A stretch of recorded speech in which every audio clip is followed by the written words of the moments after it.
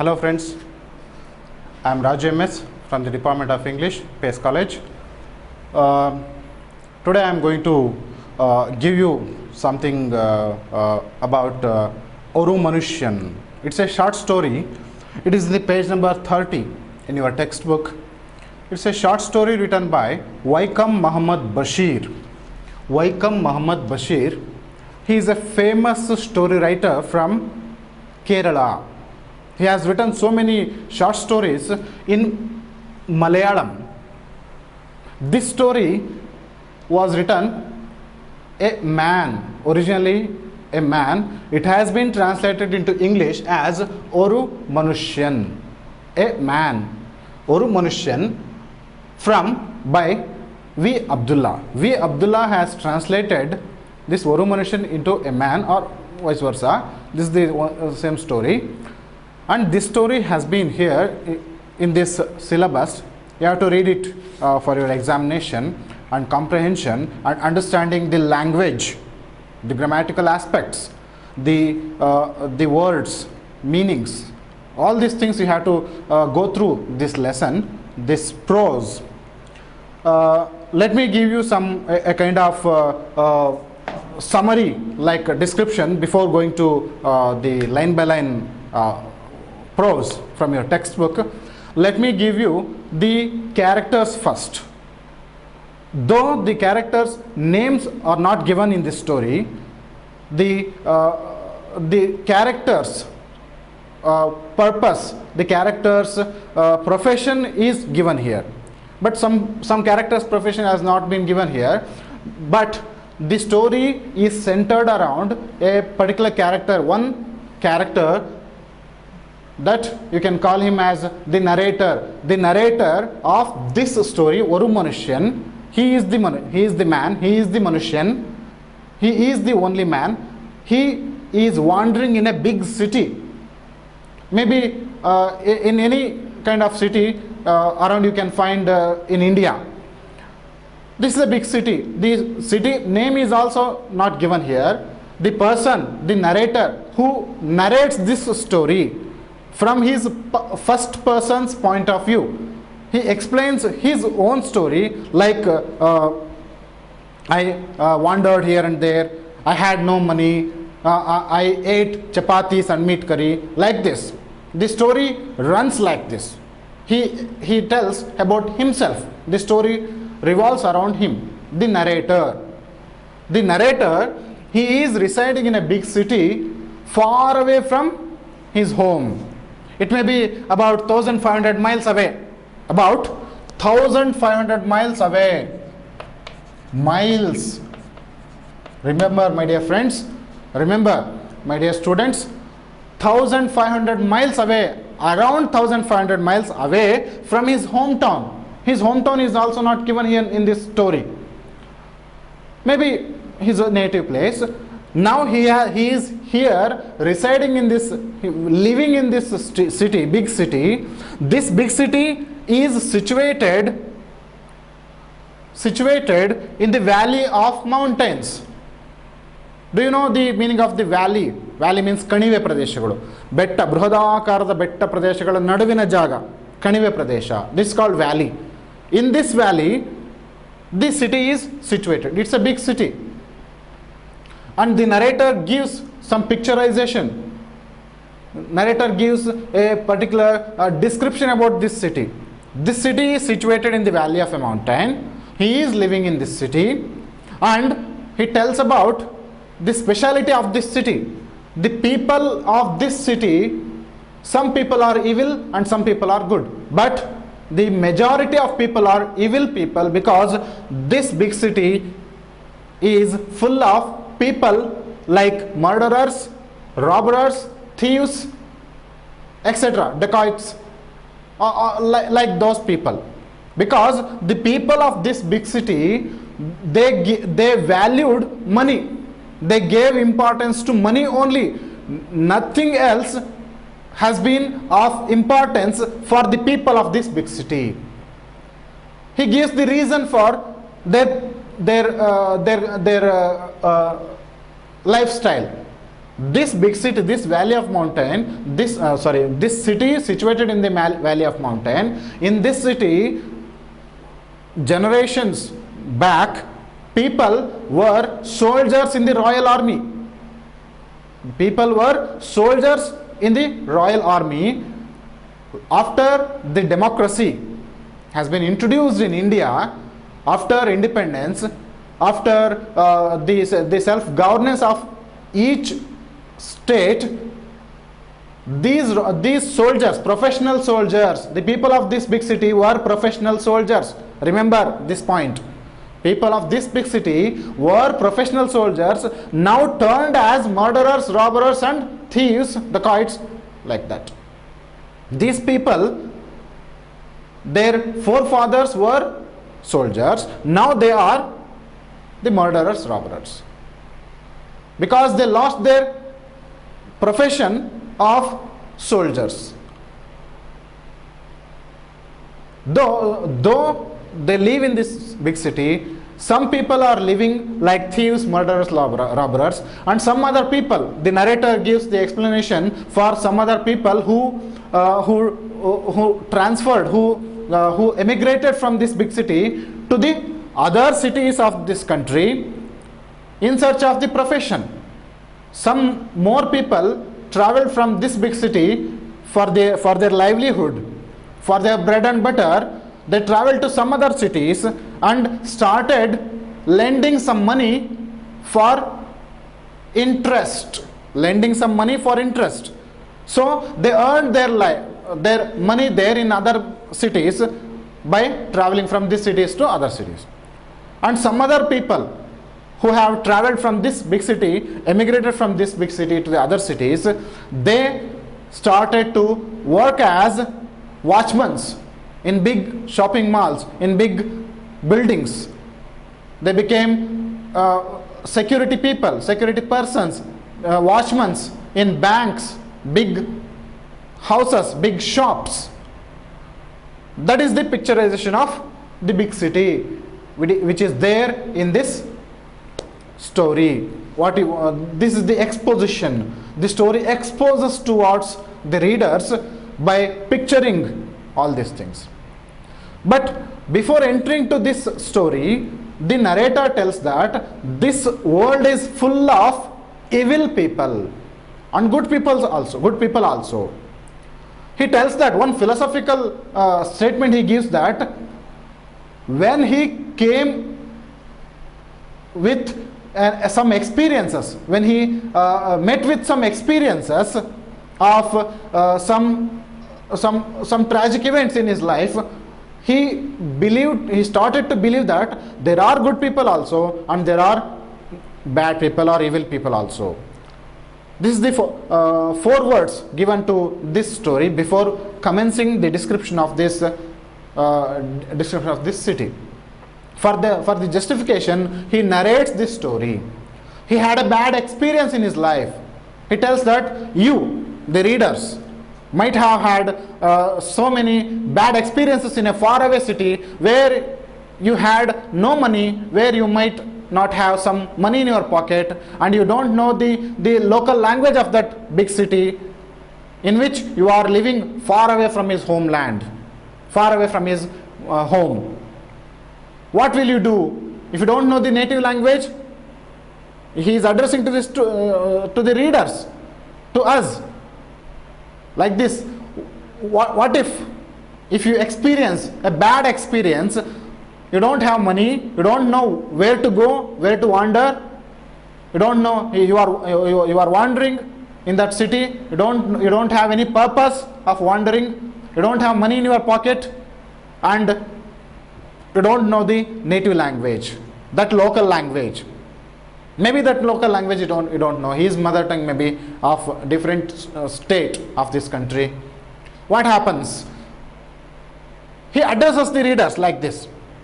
And in the next statement he says that if a stranger, particularly a stranger, comes to that situation, introduces himself in that situation, and he helps you to come out of that predicament. Predicament means a particular crisis, a difficult situation. Predicament means a difficult situation. That stranger, if he helps you to come out of that predicament, that situation, when he saves you from that situation, you will admire him, and you will remember him throughout his life. And there may be a question in your mind, in your head, that who was that stranger? Why did you help me? Such questions will be there in your mind. He addresses the readers, and then he starts narrating his own particular experience by telling himself, by using the first person pronoun I.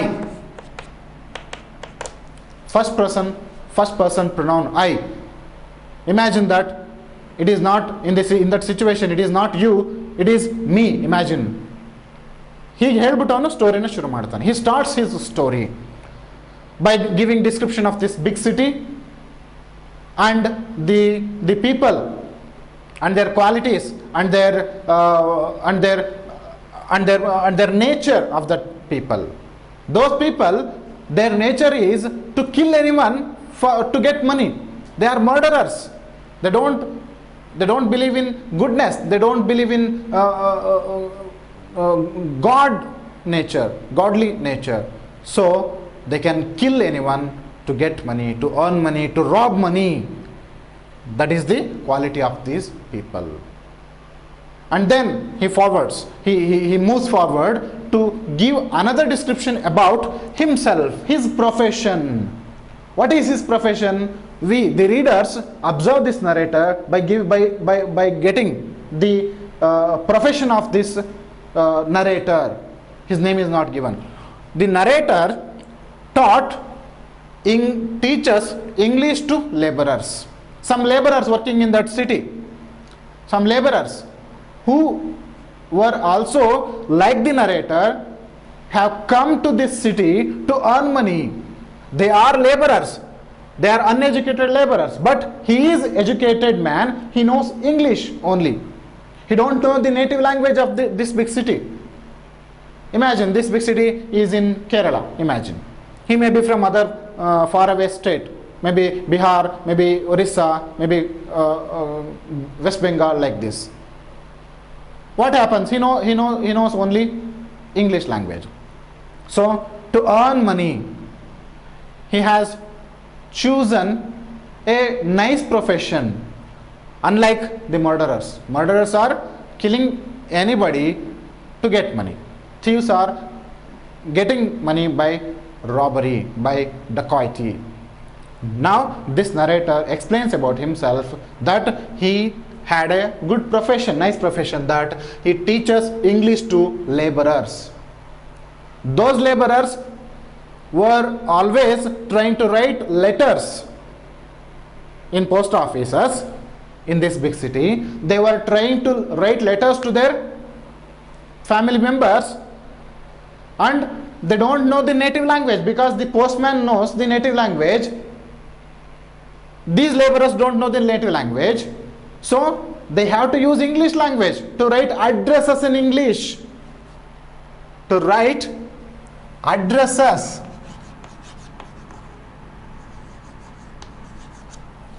To write addresses in English. These laborers wanted to write addresses in English to help the postman to send the post to the hometown of the laborers. So the narrator used to stay in the post offices from morning to evening to give help by writing the addresses in English. So many people were there in post offices in those days.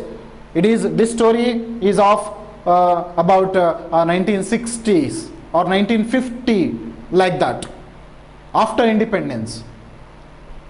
It is about this time.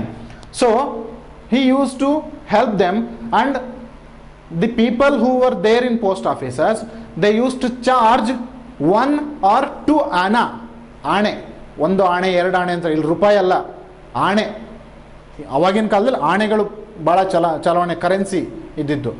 1 ರೂಪಾಯಿ ಅಂತಂದರೆ 12 ಆಣೆ, 12 ಆಣೆಗೆ 1 ರೂಪಾಯಿ. ಅರ್ಧ ರೂಪಾಯಿಗೆ 8 ಆಣೆ. ₹1/4ಗೆ 4 ಆಣೆ, ಹಾಗೆ 12 ಆಣೆಗೆ ₹1 ಆಗ್ತಿತ್ತು. ಇಲ್ಲಿ ಜನ ಏನು ಮಾಡ್ತಿದ್ರು, 1 ಆಣೆ 2 ಆಣೆಯನ್ನು ಇಲ್ಲಿಯ ಯಾರು ಇಂಗ್ಲೀಷಲ್ಲಿ ಅಡ್ರೆಸಸ್ ಬರ್ಕೊಟ್ರೆ 1 ಆಣೆ 2 ಆಣೆ ಚಾರ್ಜ್ ಮಾಡ್ತಿದ್ರು. Like that the narrator started to think more like this.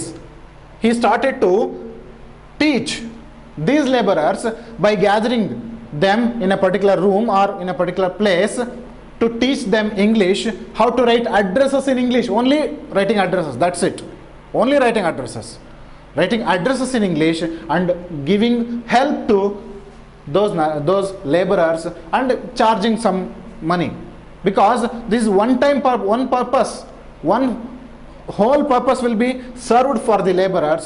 If they learn how to write addresses in English, they will copy it in every time they write letters to their hometown. So they may save 1 anna, 2 anna. He will get some annas. He will earn money. Like this is the profession he has chosen for himself. Now this narrator tells himself that his room, where did he live? He lived in a small dingy room in a dirty street, on a dirty street. Small dingy room on a dirty street. Small ಸಣ್ಣ ಕೋಣೆ, ಯಾವುದೋ ಒಂದು dirty street, ಕೊಳಕು ಬೀದಿನಲ್ಲಿ ಗಲ್ಲಿನಲ್ಲಿರುವಂಥ dingy means almost smeared with black marks, the dirty room, all these things. He was living in a small room to save money, to save rent. So he was living in that. What is his daily routine? If you are asked in the examination, you have to know, you must know his daily routine. He used to get up, he used to wake up not in the early morning 4 a.m. He used to wake up every day at 4 p.m. in the evening. At 4 p.m., not in the morning, not in the early morning. The purpose is what? What is the purpose?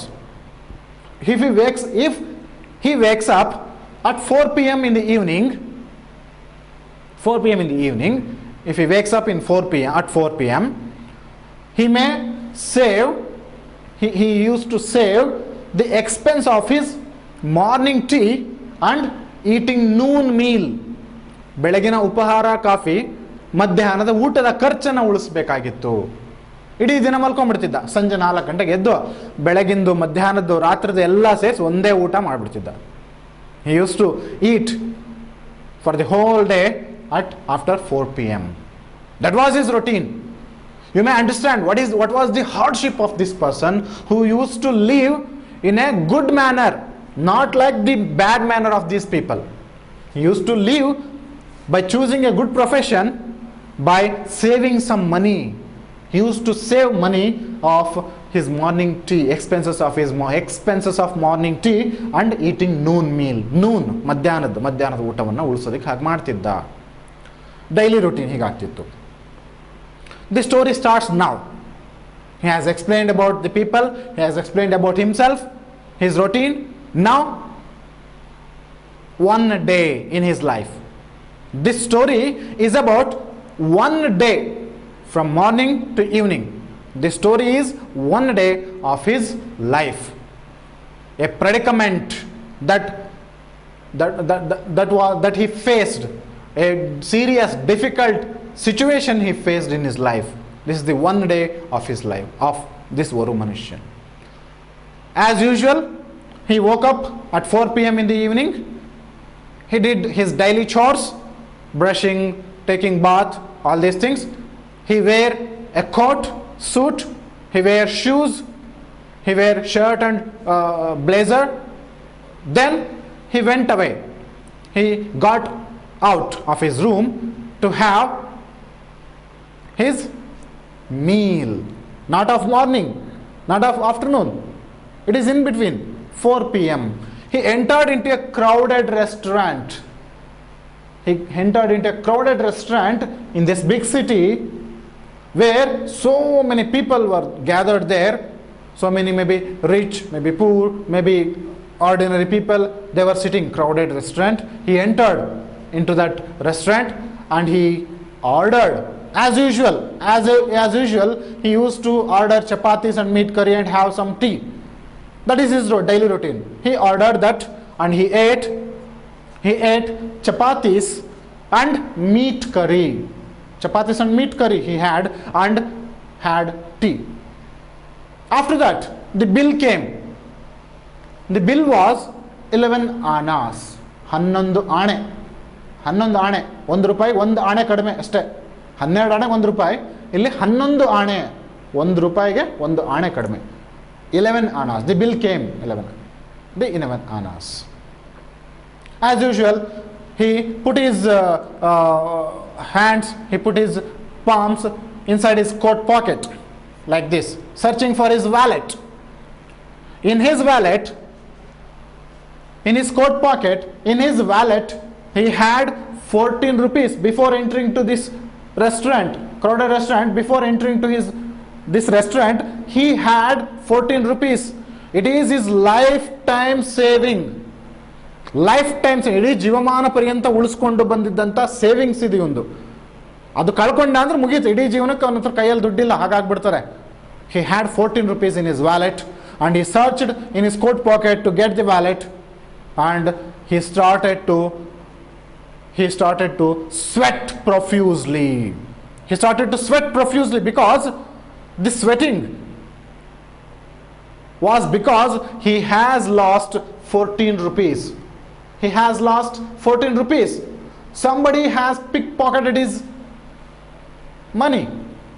Then he shouts in this crowded restaurant that somebody has picked my pocket and stolen my 14 rupees, stolen my wallet in which I had 14 rupees. 14 rupees was a big amount in those days. After independence, during 1950 or 1960 or 1970s, 1960, assume, 14 rupees was a big amount. He has lost it. So he sweat profusely. ತಕ್ಷಣಕ್ಕೆ ತೀವ್ರವಾಗಿ, ಪ್ರೊಫ್ಯೂಸ್ ಅಂದರೆ ಎಲ್ಲ ಕಡೆಯಿಂದನೂ ಬೆವರು ಕಿತ್ಕೊಂಡು ಬಂದ್ಬಿಡ್ತು. Started to sweat profusely, and he announced, and he went to the owner of the restaurant or the manager of the restaurant who was sitting on the table, who was collecting the money of the customers in that restaurant. He went to that owner of the restaurant. He announced that somebody has picked my pocket and stolen my 14 rupees. What may be the response you will expect? What may be the response of this restaurant person? If he was a human being, if he was humane in his attitudes, he would have told him, okay sir, next time you can pay and now you can go. But this didn't happen. This restaurant owner had seen so many bad people in this city. By his experience, he thought that this person is also among this. This person may be a thief or some a bad person. So this restaurant this manager of the restaurant or the owner of the restaurant gave a loud guffaw. He gave a loud guffaw. What is guffaw? Guffaw means laughing loudly by disturbing all the people who are present in the restaurant. He disturbed by his loud guffaw. The people in the restaurant were disturbed by his loud guffaw, laughing. Everybody were looking at the restaurant owner of the restaurant and also the narrator of this story. Then what happened? The narrator of the restaurant said, you may take my coat and you may keep this coat with you, and I will step out of the restaurant and I will bring some money to pay the bill of 11 annas. Please keep my coat. The restaurant owner laughed mysteriously and laughed cunningly. Okay, take off your coat, remove your coat, put it on your table, put this on your table, he said. The narrator removed his coat, put that coat on the table. The restaurant owner did not stop here. He said again, remove your shirt also, take off your shirt. The owner of the restaurant He took off his shirt and put it on the table. Again, the owner of the restaurant said, remove your shoes, put this here. The narrator removed his shoes, kept there. The narrator of the owner of the restaurant again said, remove your trousers. Here, the seriousness of this story, you can understand, my dear students. The seriousness of this story is that the narrator said to the owner of the restaurant that, sir, I don't have, I have nothing underneath. I can't remove this trouser. Otherwise, the owner of the restaurant had said, while giving loud guffaw, he had said that, put the money down or else I will gouge your eyes out. The owner of the restaurant has threatened the narrator by giving loud guffaw before 1 minute. Before 1 minute, 1 minute ago, he had told that if you don't pay the money, I will gouge your eyes out. Gouge means G-O-U-G-E. Gouge andre kannu guddegalannu kittaakbidತೀನಿ, ಕುರುಡನನ್ನ ಮಾಡ್ಬಿಡ್ತೀನಿ ಅಂತ ಹೆದರಿಸಿದ್ದ. The narrator of the narrator is feared of the owner of the restaurant. He was not ready to remove his trousers because he had nothing on underneath. Trouser ಒಳಗಡೆ ಏನು ಹಾಕೊಂಡಿಲ್ಲ ಅಂತ ಹೇಳ್ತಾ ಇದ್ದಾನೆ. ಮಾನ ಹಾಳಾಗ್ತದೆ, ಮಾನ ಮರ್ಯಾದೆ ಹೋಗ್ತದೆ, ಬೆತ್ತಲಾಗಬೇಕಾಗ್ತದೆ. The owner of the restaurant didn't agree to this word and said that, go on, remove your trousers. At one particular time, the narrator thought that he imagined in his mind that he imagined himself that a person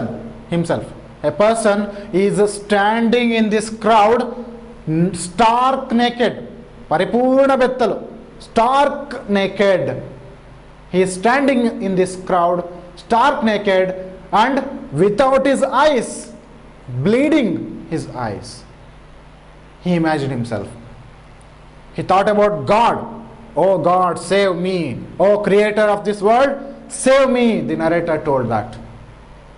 And he started to remove, he started to unbutton his trousers. Then a loud voice was heard among this crowd.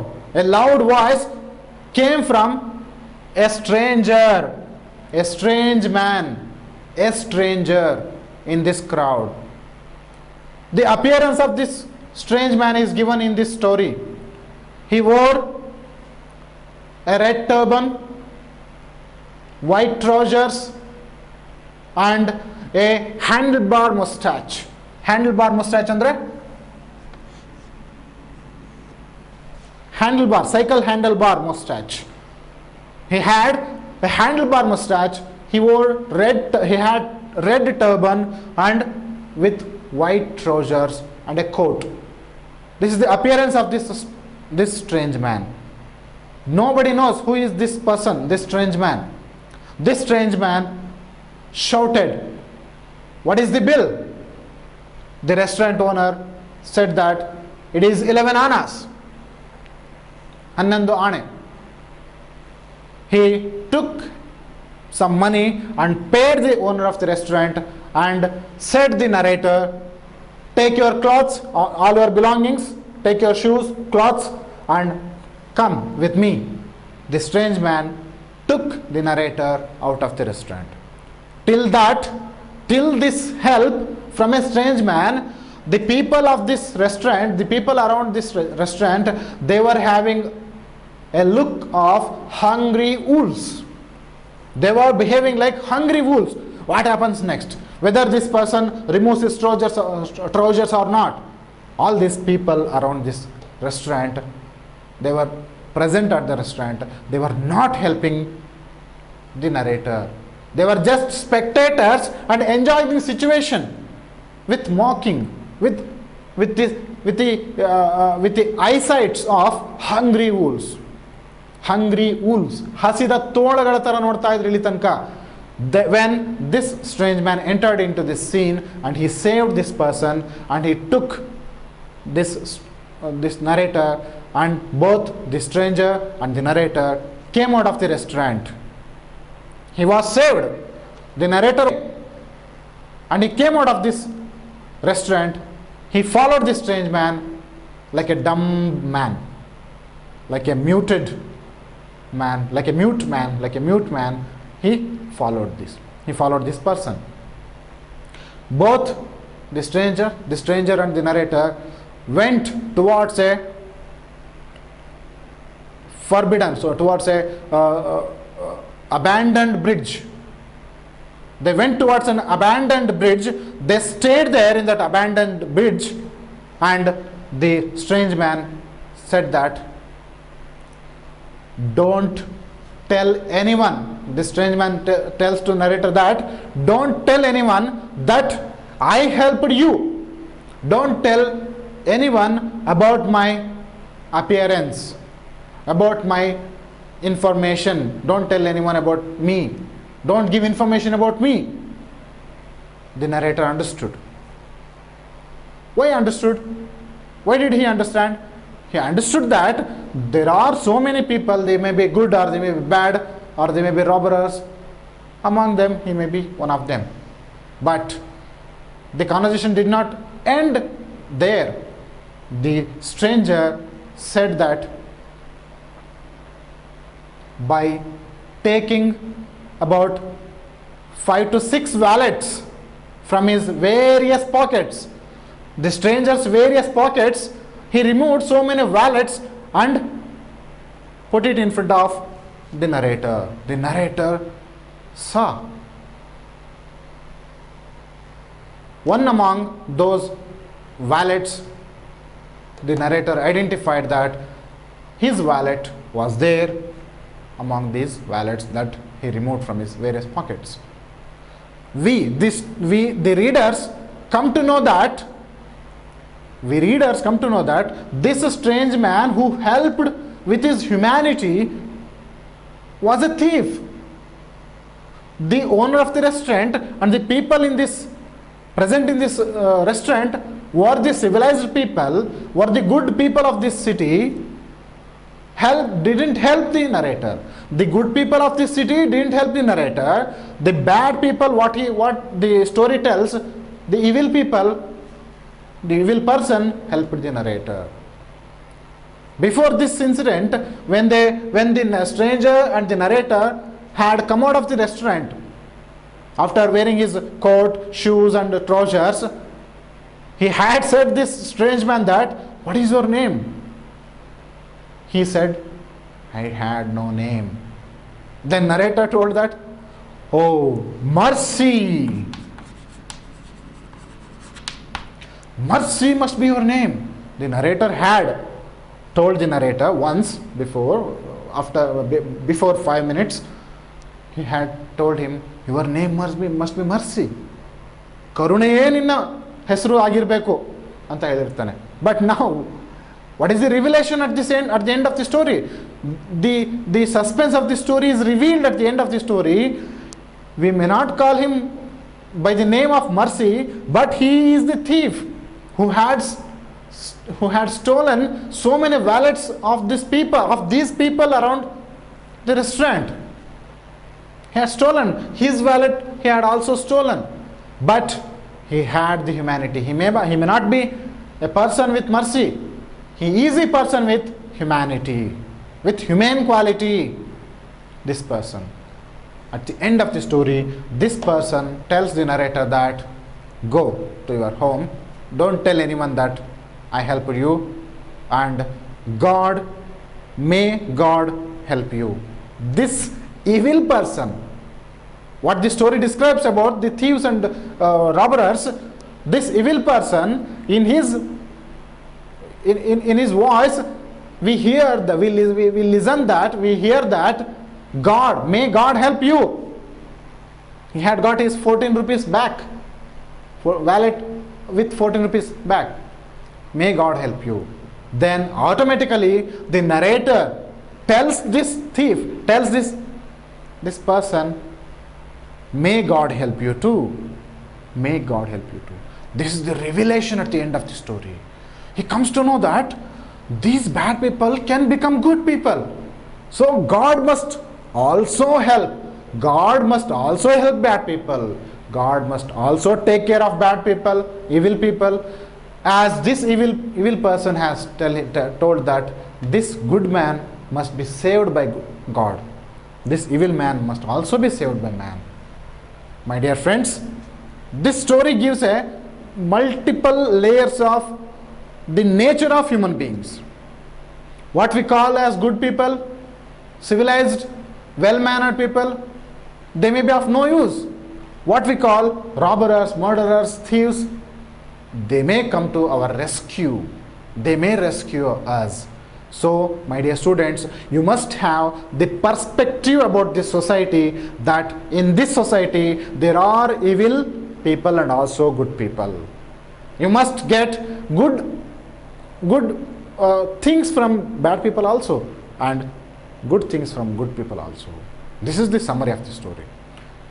Then I will shift my explanation to the language Kannada. If you find English a little bit difficult, I will tell this story. I will summarize this story in some lines in Kannada.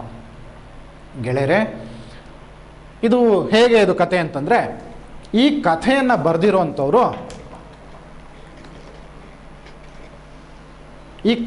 ಬರೆದಿರೋರು Viacom Mohammed Basheer ಅಂತ ಕೇರಳದ ಮಲಯಾಳಂ ಭಾಷೆಯ ಲೇಖಕರು, ಕಥೆಗಾರರು. ಸಣ್ಣ ಸಣ್ಣ ಕಾದಂಬರಿಗಳನ್ನು ಬರೆದಿದ್ದಾರೆ, ಕಥೆಗಳನ್ನು ಬರೆದಿದ್ದಾರೆ. ಬಹಳ ಫೇಮಸ್ ಆಗಿರುವಂಥ ಕಾದಂಬರಿಕಾರರು ಇವರು. ಒಂದು ಮ್ಯಾನ್ ಅಥವಾ ಒರು ಮನುಷ್ಯನ್, ಮಲಯಾಳಮಲ್ಲಿ ಒರು ಮನುಷ್ಯ ಅಂದರೆ ಒಬ್ಬ ಮನುಷ್ಯ, ಒಬ್ಬ ವ್ಯಕ್ತಿ ಅನ್ನೋಂಥ ಕಥೆಯನ್ನು ಬರೆದಿದ್ದಾರೆ. ಇದನ್ನು ವಿ ಅಬ್ದುಲ್ಲಾ ಅನ್ನೋಂಥವ್ರು ಇಂಗ್ಲೀಷ್ ಟ್ರಾನ್ಸ್ಲೇಟ್ ಮಾಡಿರೋದು. ಇದು ನಿಮಗೆ ಟ್ರಾನ್ಸ್ಲೇಟ್ ಆಗಿರುವಂಥ ಇಂಗ್ಲೀಷ್ನನ್ನು ಇಟ್ಟಿದ್ದಾರೆ. ಇದು ಏನು ಕತೆ ಹೇಳ್ತದೆ? ಈ ಕತೆ ಒರು ಮನುಷ್ಯನ್ ಏನು ಹೇಳ್ತದೆ ಅಂದರೆ, ಒಬ್ಬ ನಿರೂಪಕ ಇದ್ದಾನೆ, ನರೇಟರ್, ನಿರೂಪಕ ಈ ಕಥೆಯಲ್ಲಿದ್ದಾನೆ. ಆ ನಿರೂಪಕ ಒಂದು ದೂರದ, ಇವನ ಮನೆಯಿಂದ 1500 ಮೈಲಿ, ಅಪ್ರಾಕ್ಸಿಮೇಟ್ಲಿ ಅರೌಂಡ್ 1500 ಮೈಲ್ಸ್ ಅವೇ. ಎಷ್ಟು ದೂರ ಇದೆ ಅಂತಂದರೆ 1500 ಮೈಲ್ಸ್ ಅವೇ, ಅರೌಂಡ್ 1500 ಮೈಲ್ಸ್ ಅವೇ. 1500 ಮೈಲಿ, ಕಿಲೋಮೀಟರ್ ಅಲ್ಲ. ನೆನಪಿರಲಿ ಮಕ್ಕಳ, ನೆನಪಿರಬೇಕು. ಎಕ್ಸಾಮಲ್ಲಿ ಆನ್ಸರ್ ಬರೀಬೇಕಾದ್ರೆ 1500 ಮೈಲಿ ಅಂತ ಬರೀರಿ, ಕಿಲೋಮೀಟರ್ ಅಲ್ಲ. ನೆನಪಿರಲಿ, 1500 ಮೈಲಿ ದೂರದಲ್ಲಿರುವಂಥ ಬಿಗ್ ಸಿಟಿ, ದೊಡ್ಡ ಪೇಟೆ, ದೊಡ್ಡ ನಗರದಲ್ಲಿ ಇದ್ದಾನೆ ಇವನು ನರೇಟರ್. ಇವನ ಮನೆಯಿಂದ ವಲಸೆ ಬಂದಿದ್ದಾನೆ ಇಲ್ಲಿ ಜೀವನವನ್ನು ಕಂಡುಕೊಳ್ಳೋಕ್ಕೆ, ಜೀವನವನ್ನು ಕಟ್ಟಿಕೊಳ್ಳೋದಕ್ಕೆ, ಹೊಟ್ಟೆಪಾಡಿಗೋಸ್ಕರ ಇದ್ದಾನೆ. ಇವನೇನು ಮಾಡ್ತಾ ಇದ್ದಾನೆ ಇಲ್ಲಿ? ಇದೆಂಥ ನಗರ ಇದು? ಇದೆಂತಹ ನಗರ ಅಂತಂದರೆ, it is situated in the valley of mountain. ಎರಡು ಬೆಟ್ಟ ಪ್ರದೇಶಗಳ ನಡುವೆ ಇರುವಂಥ ಕಡಿದಾದ ಜಾಗ ಇದೆಯಲ್ಲ, ಅಲ್ಲಿ ಕಣಿವೆ, ಅಲ್ಲಿ ಒಂದು ಊರು ಕಟ್ಟಲಾಗಿದೆ. ಆ ಊರು ದೊಡ್ಡ ಪೇಟೆ ಆಗಿದೆ. ಇದು ಒಂದಾನೊಂದು ಕಾಲದಲ್ಲಿ ಈ ಊರಿನಲ್ಲಿ ರಾಜ ಮಹಾರಾಜರಿರೋ ಕಾಲದಲ್ಲಿ ಇಲ್ಲಿ ಭಾಳಷ್ಟು ಜನ ಸೋಲ್ಜರ್ಸ್ ಇದ್ದರು, ಸೈನಿಕರಿದ್ದರು, ಮಹಾರಾಜನ ಸೈನಿಕರಿದ್ದರು. ಯಾವಾಗ ಗಣತಂತ್ರವಾಯಿತು ಭಾರತ, ಯಾವಾಗ ಸ್ವಾತಂತ್ರ್ಯ ತಗೊಂಡು ಪ್ರಜಾಪ್ರಭುತ್ವದ ದೇಶವಾಯಿತು, ರಾಜ ಆಳ್ವಿಕೆ ಕಡಿಮೆ ಆಯಿತು, ಮಹಾರಾಜರ ಆಳ್ವಿಕೆ ಕಡಿಮೆ ಆದಮೇಲೆ ಇಲ್ಲಿದ್ದಂತಹ ಈ ಸಿಟಿಲಿದ್ದಂತಹ ಸೋಲ್ಜರ್ಸ್, ಸೈನಿಕರಿಗೆ ಕೆಲಸ ಇಲ್ದಂಗೆ ಆಯಿತು. ಅವರೆಲ್ಲರೂ ಬೇರೆ ಬೇರೆ ಕೆಲಸಗಳನ್ನು ಮಾಡಬೇಕಾಯಿತು ಹೊಟ್ಟೆಪಾಡಿಗೋಸ್ಕರ. ಅದಕ್ಕೆ ಅವ್ರು ಏನು ಮಾಡಿದ್ರು, ಒಂದಿಷ್ಟು ಜನ ಮರ್ಡರರ್ಸ್ ಆದರು, ರಾಬರರ್ಸ್ ಆದರು, ಕಳ್ಳರಾದರು, ಬೇರೆ ಬೇರೆ ಏನೇನೋ ಕೆಲಸಗಳನ್ನು ಮಾಡೋಕ್ಕೆ ಶುರು ಮಾಡಿದರು, ಕೊಲೆ ಮಾಡೋಕ್ಕೆ ಶುರು ಮಾಡಿದರು ಹಣಕ್ಕೋಸ್ಕರ. ಇಲ್ಲಿ ಜನಕ್ಕೆ ಏನಿತ್ತು, ಒಂದೇ ಒಂದು ಅವ್ರ ಹತ್ರ ಇದ್ದಿದ್ದ ಆಸೆ, ಹಣಕ್ಕೆ ಮುಖ್ಯ ಬೆಲೆಯನ್ನು ಕೊಡ್ತಾ ಇದ್ರು ಅಷ್ಟೇ, ಬೇರೆ ಯಾವುದಕ್ಕೂ ಬೆಲೆ ಕೊಡ್ತಿರ್ಲಿಲ್ಲ. ಇಂತಹ ಸಿಟಿಲಿ ಕೆಟ್ಟವರು ಇದ್ದಾರೆ, ಒಳ್ಳೆಯವರು ಇದ್ದಾರೆ. ಆದರೆ ಇವನಿಗೊಂದಿನ ಒಂದು ಒಳ್ಳೆ ಎಕ್ಸ್ಪೀರಿಯೆನ್ಸ್ ಅಥವಾ ಒಂದು ಕೆಟ್ಟ ಎಕ್ಸ್ಪೀರಿಯೆನ್ಸ್ ಆಯಿತು, ಜ್ಞಾನೋದಯವೂ ಆಯಿತು. ಒಳ್ಳೆಯವರು ಮಾತ್ರ ಒಳ್ಳೆಯವರಾಗಿರಲ್ಲ, ಕೆಟ್ಟವರೂ ಕೂಡ ಒಳ್ಳೆಯವರಾಗಿರ್ತಾರೆ ಅನ್ನುವಂಥ ಜ್ಞಾನೋದಯ ಆಗ್ತಾರೆ. ಈ ಕಥೆಯ ಪ್ರಾರಂಭದಲ್ಲಿ ಒಂದು 3-4 ಪ್ಯಾರಾಗ್ರಾಫಲ್ಲಿ ಏನಂತ ಹೇಳ್ತಾನೆ, ನಾನು ಅಂದರೆ ಅವನು ಹೇಳ್ಕೊತಾನೆ, ನಾನು ಈ ಜೀವನದಲ್ಲಿ ಕೆಟ್ಟವ್ರನ್ನೂ ನೋಡಿದ್ದೀನಿ, ಒಳ್ಳೆಯವ್ರನ್ನೂ ನೋಡಿದ್ದೀನಿ. ಕೆಲವೊಂದಿಷ್ಟು ಜನ ಕೆಟ್ಟವರಿದ್ದಾರೆ, ಕೆಲವೊಂದಿಷ್ಟು ಒಳ್ಳೆಯವರಿದ್ದಾರೆ, ಅಂಥವ್ರು ನೋಡಿದ್ದೀನಿ ಅಂತ ಹೇಳ್ತಾನೆ. ಆದರೆ ಇಲ್ಲಿ ಕಥೆಯಲ್ಲಿ ಆಗುವಂಥ ಅನುಭವಗಳೇ ಬೇರೆಯಲ್ಲಿ ನಿಮ್ಮ ಮುಂದೆ ಕಟ್ಟಿಕೊಡಲಾಗಿದೆ. ಇಂತಹ ಪೇಟೆಯಲ್ಲಿ ಜನ ಇದ್ದಾರೆ. ಒಂದಿಷ್ಟು ಜನ ಇಲ್ಲಿಂದ ವಲಸೆ ಹೋದ್ರಂತೆ ಹೊಟ್ಟೆಪಾಡಿಗೆ. ಒಂದಿಷ್ಟು ಜನ ಇಲ್ಲೇ ಉಳ್ಕೊಂಡವರು, ಕೊಲೆಗಾರರು, ಕಳ್ಳರು, ಜೂಜುಕೋರರು ಆದರು. ಒಂದಿಷ್ಟು ಜನ ಹೊಟ್ಟೆಪಾಡಿಗೋಸ್ಕರ ಬೇರೆ ಬೇರೆ ನಗರ, ಈ ಪೇಟೆಯನ್ನು ಬಿಟ್ಟು ಬೇರೆ ಬೇರೆ ಅಕ್ಕಪಕ್ಕದ ದೊಡ್ಡ ದೊಡ್ಡ ನಗರಗಳಿಗೆ ಹೋಗಿ ಅಲ್ಲಿ ವಾಚ್ಮನ್ಗಳಾದರು, ಕಾವಲುಗಾರರಾದರು. ಒಂದಿಷ್ಟು ಜನ ಹಣವನ್ನು ಏನೋ ಬಡ್ಡಿ, ಸಾಲ ಬಡ್ಡಿಗೋಸ್ಕರ ಸಾಲಕ್ಕೆ ಬಿಟ್ಟರು ಹಣವನ್ನು. ಆ ರೀತಿ ಜೀವನವನ್ನು ಮಾಡೋಕ್ಕೆ ಶುರು ಮಾಡಿದ್ರು. ಒಂದಿಷ್ಟು ಜನ ಏನು ಮಾಡಿದ್ರು, ಅಲ್ಲಿ ಹೋದವರು, ಹೊರಗಡೆ ಹೋದವರು ವಾಚ್ಮನ್ಗಳಾದರು. ದೊಡ್ಡ ದೊಡ್ಡ ಪೇಟೆಗಳ, ದೊಡ್ಡ ದೊಡ್ಡ ಮಾಲ್ಗಳ, ದೊಡ್ಡ ದೊಡ್ಡ ಕಟ್ಟಡಗಳ, ಬ್ಯಾಂಕ್ಗಳ ಮುಂದೆ ಕಾವಲುಗಾರರಾಗಿ ಹೊಟ್ಟೆಪಾಡನ್ನು ನೋಡ್ಕೊಳ್ಳೋಕ್ಕೆ, ಜೀವನ ಮಾಡೋಕ್ಕೆ, ಕೆಲಸ ಮಾಡೋಕ್ಕೆ ಶುರು ಮಾಡಿದ್ರು. ಈಗ ಇವನ ಕೆಲಸ ಏನು? ಇವನ ಕೆಲಸ ಏನು ಅಂತಂದರೆ, ಈ ಊರಿನಲ್ಲಿ, ಈ ಬಿಗ್ ಸಿಟಿಲಿರುವಂಥ ಜನ, ಒಂದಿಷ್ಟು ಜನ ಲೇಬರರ್ಸ್ ಇದ್ದಾರೆ, ಡೈಲಿ ವೇಜ್ ಲೇಬರರ್ಸ್ ಇದ್ದಾರೆ, ದಿನಗೂಲಿ ಕಾರ್ಮಿಕರಿದ್ದಾರೆ.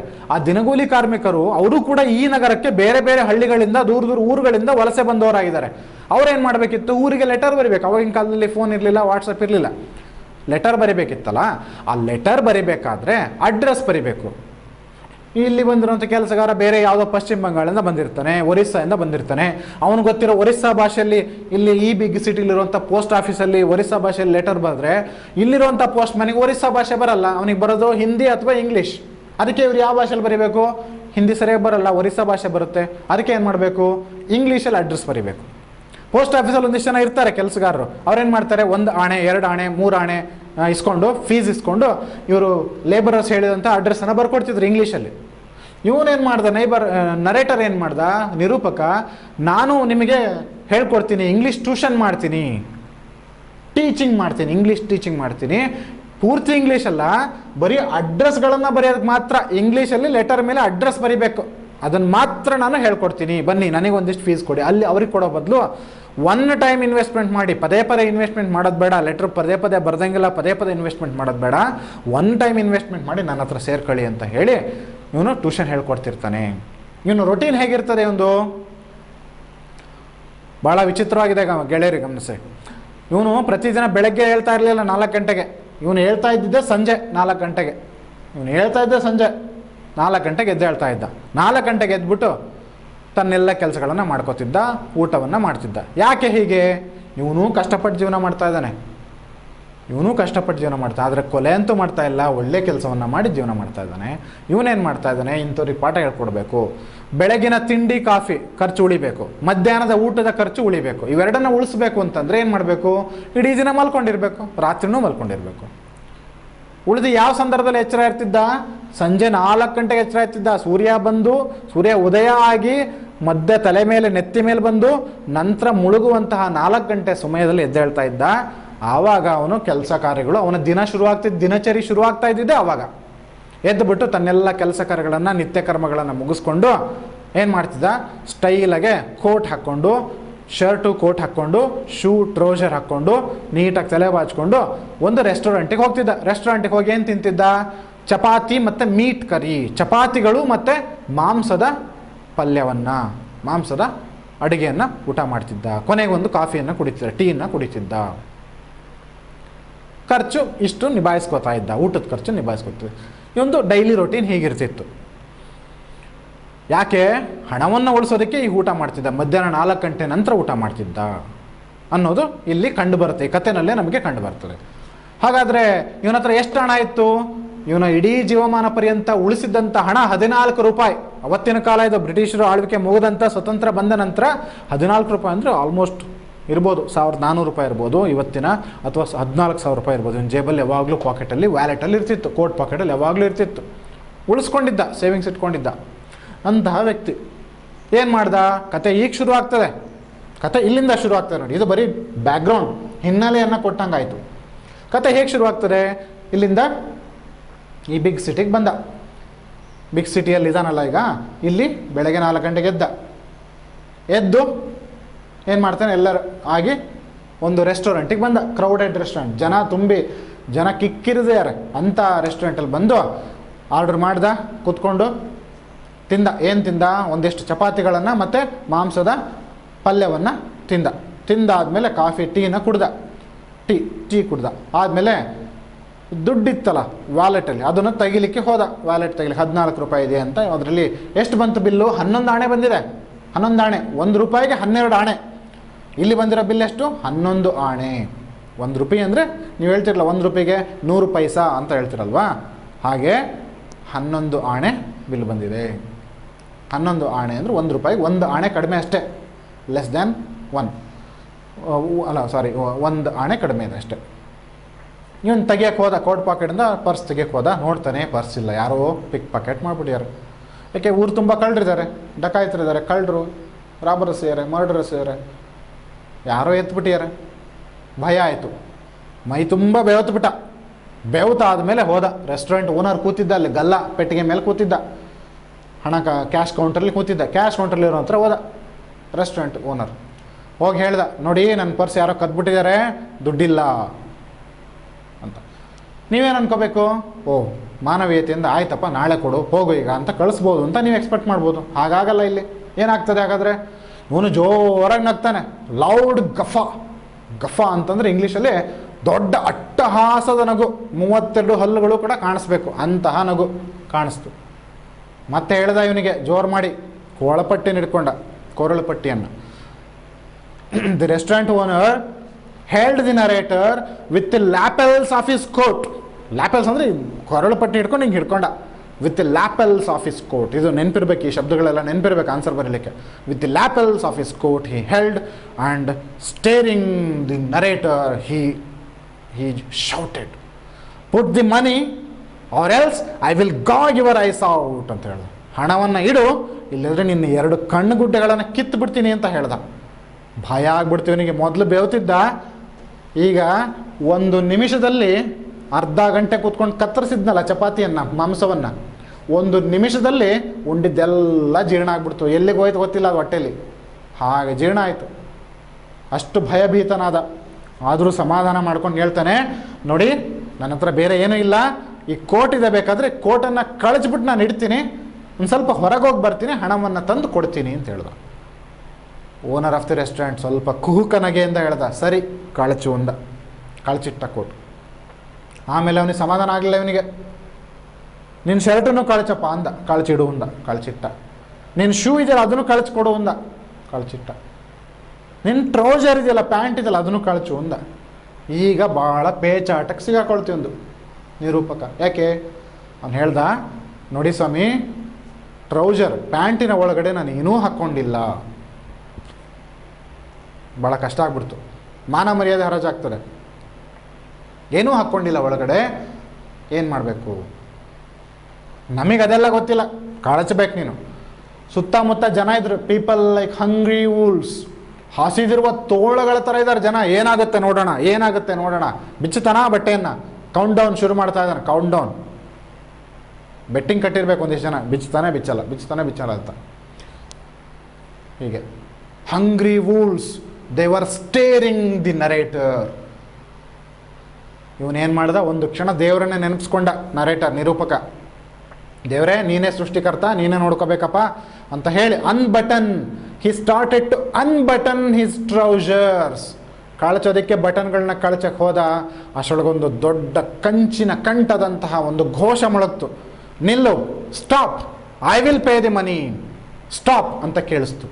ಏನಂತ ಕೇಳಿಸ್ತು? ಒಬ್ಬ ಅನಾಮಿಕ ವ್ಯಕ್ತಿ, ಆಗಂತುಕ ವ್ಯಕ್ತಿ, ಯಾರಿಗೂ ಪರಿಚಯ ಇಲ್ಲದ ಒಬ್ಬ ವ್ಯಕ್ತಿ ಬಂದ. ಅದೇ ಕ್ರೌಡಲ್ಲಿದ್ದ.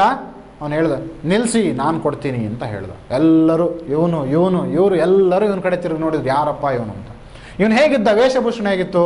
ದೊಡ್ಡ ಮೀಸೆ, ಹ್ಯಾಂಡಲ್ ಬಾರ್ ಮುಸ್ಟ್ಯಾಚ್, ಕನ್ನಡದಲ್ಲಾದರೆ ಗಿರಿಜಾ ಮೀಸೆ ಅಂತ ಕರೀತಾರೆ ಅಂತ ಹೇಳ್ಬೋದು. ಹೇಗಾದರೂ ಹೇಳಿ, ಬೇರೆ ಬೇರೆ ವಿಧದ ಮೀಸೆಗಳಿದ್ದಾವೆ. ಒಂದು handle bar, cycle handle bar ಹೀಗಿರುತ್ತೆ ಯಾವಾಗಲೂ, ಈ ಥರ ಸೈಕಲ್ ಹ್ಯಾಂಡಲ್ ಬಾರ್ ಹೀಗಿರುತ್ತಲ್ಲ ಆ ಥರದ ಮೀಸೆ ಬಿಟ್ಕೊಂಡಿದ್ದ. ರೆಡ್ ಟರ್ಬನ್, ಕೆಂಪು ಪೇಟವನ್ನು ಹಾಕ್ಕೊಂಡಿದ್ದ. ವೈಟ್ ಟ್ರೌಸರ್ಸ್ ಹಾಕ್ಕೊಂಡಿದ್ದ, ಕೋಟ್ ಹಾಕ್ಕೊಂಡಿದ್ದ. ನೋಡೋದಕ್ಕೆ ಹೈಟ್ ಇದ್ದ, ಎತ್ತರ ಅಜಾನುಬಾಹು ವ್ಯಕ್ತಿ ಇದ್ದಂಗಿದ್ದ. ಅವನು ಹೇಳ್ದ, ಎಷ್ಟಾಗಿದೆ ಬಿಲ್ ಅಂತ ಕೇಳ್ದ. 11 ಆಣೆ ಅಂತ ಹೇಳಿದರು.